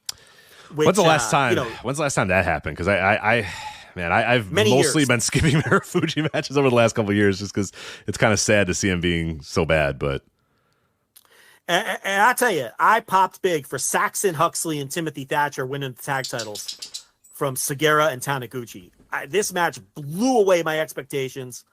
I thought Tim Thatcher was great in this match. I mean, he's not this even is a just bizarro world show for you. Hideki Suzuki praise, Timothy Thatcher praise. What is going on here? I gotta watch this show. I gotta watch this thing. Do you know why, Rich Craich? Because you're a fair man. You know why? Because I'm fair. Because I'm fair. And I just, like Jesse Ventura, I tell it like it is. That's all. I just give my real opinions. One last thing. I know we got to wrap it up. Somewhere, poor Rey Escorpion is standing around waiting for Dralistico to get his balance so Dralistico can jump on him. Dralistico. I always feel so bad because like all of his other family members are all like hired by companies and in prominent roles, and he's like, "Hey, I'm here too," and they're like, "Oh, okay, cool." There were like 3 spots in this match where poor Rey Escorpion is all wobbly legged waiting for the dive, and Dralistico is like losing his balance on the top rope and doing that thing with his arms to get his balance back. Yeah. You know what I'm talking about? And Escorpion, this poor guy, is looking like the biggest geek for what feels like 20 minutes waiting for this guy to do his dopey dives. And let me tell you something. By the end of this match, it ended up being a damn good match anyway. Look at that. So credit to Rey Escorpion who made it work. But and you'll be shocked to hear, Rich, Stinger, Chris Ridgway, and Yoshinari Ogawa took on Daga and Aita. And Daga turned on Aita. No. And joined I know it's hard to believe. In the Noah Juniors division? Go on. Excuse me. Another turn in the Noah Junior division. Wow. And these fucking announcers have to sit there and sell it like they're shocked, even though it happens on every fucking show. Who are these guys again? Was it Pickering and Stu Fulton? Mark Pickering and Stu Fulton? With Josh Barnett as well this time around. Great. And now Barnett, I'll give a pass because, I don't know how much Noah he's been watching. But these other 2 poor saps have to sit there and sell it every time one of these juniors does a turn. And it happens every fucking show. But I got to tell you, top to bottom, with the exception of, that one match I noted and the fucking Joshi bullshit that I skipped, everything delivered on some level. Wow. So okay. I highly recommend the show. Yeah, I'll have to watch it this weekend then for sure. Really good show. So yeah, Extreme Tiger, who got hurt on the last show and that scary, where he got knocked out, he was back. So it looks like he's okay. He teamed with Lancelot, no relation. So, it was, really good show, top to bottom. So I highly recommend it. So there you go. You go ahead, Rich, wrap this baby up. Cool. Let's do that. So that is this episode of the Flagship. Again, next week, Dynamite immediately following the show, instant reaction live. That is going to be on flagshippatreon.com, patreon.com/voices of wrestling or voicesofwrestling.com/patreon. $10 tier if you want to do that. We definitely recommend signing up for the $10 tier this month because you're going to get double or nothing later in the month as well with instant reaction live, plus live flagships, plus all of our written content, plus all of our bonus audio. It just makes a lot of sense. But if you just want the bonus audio, $5 a month gets you that again at flagshippatreon.com. Make sure you check out voicesofwrestling.com for our previews, reviews, columns, all that other good stuff. Voice Wrestling Podcast Network. Subscribe on your podcast app of choice. And then last but not least, voicesofwrestling.com/Discord if you want to join in on the conversation. That is Joe. I am Rich. We'll talk to you next time on the Flagship Podcast. Take care. Bye. Hi, I'm Case Lowe, co-host of the Open the Voice Gate podcast. The one question I'm constantly asked when it comes to Dragon Gate is how do I get into the promotion? Well, stop asking and start listening to the Open the Voice Gate podcast, released every Wednesday on the Voices of Wrestling Podcasting Network. For exclusive news and show reviews, look no further than the leader in Dragon Gate coverage, Open the Voice Gate. Do you love wrestling? Do you love All Elite Wrestling?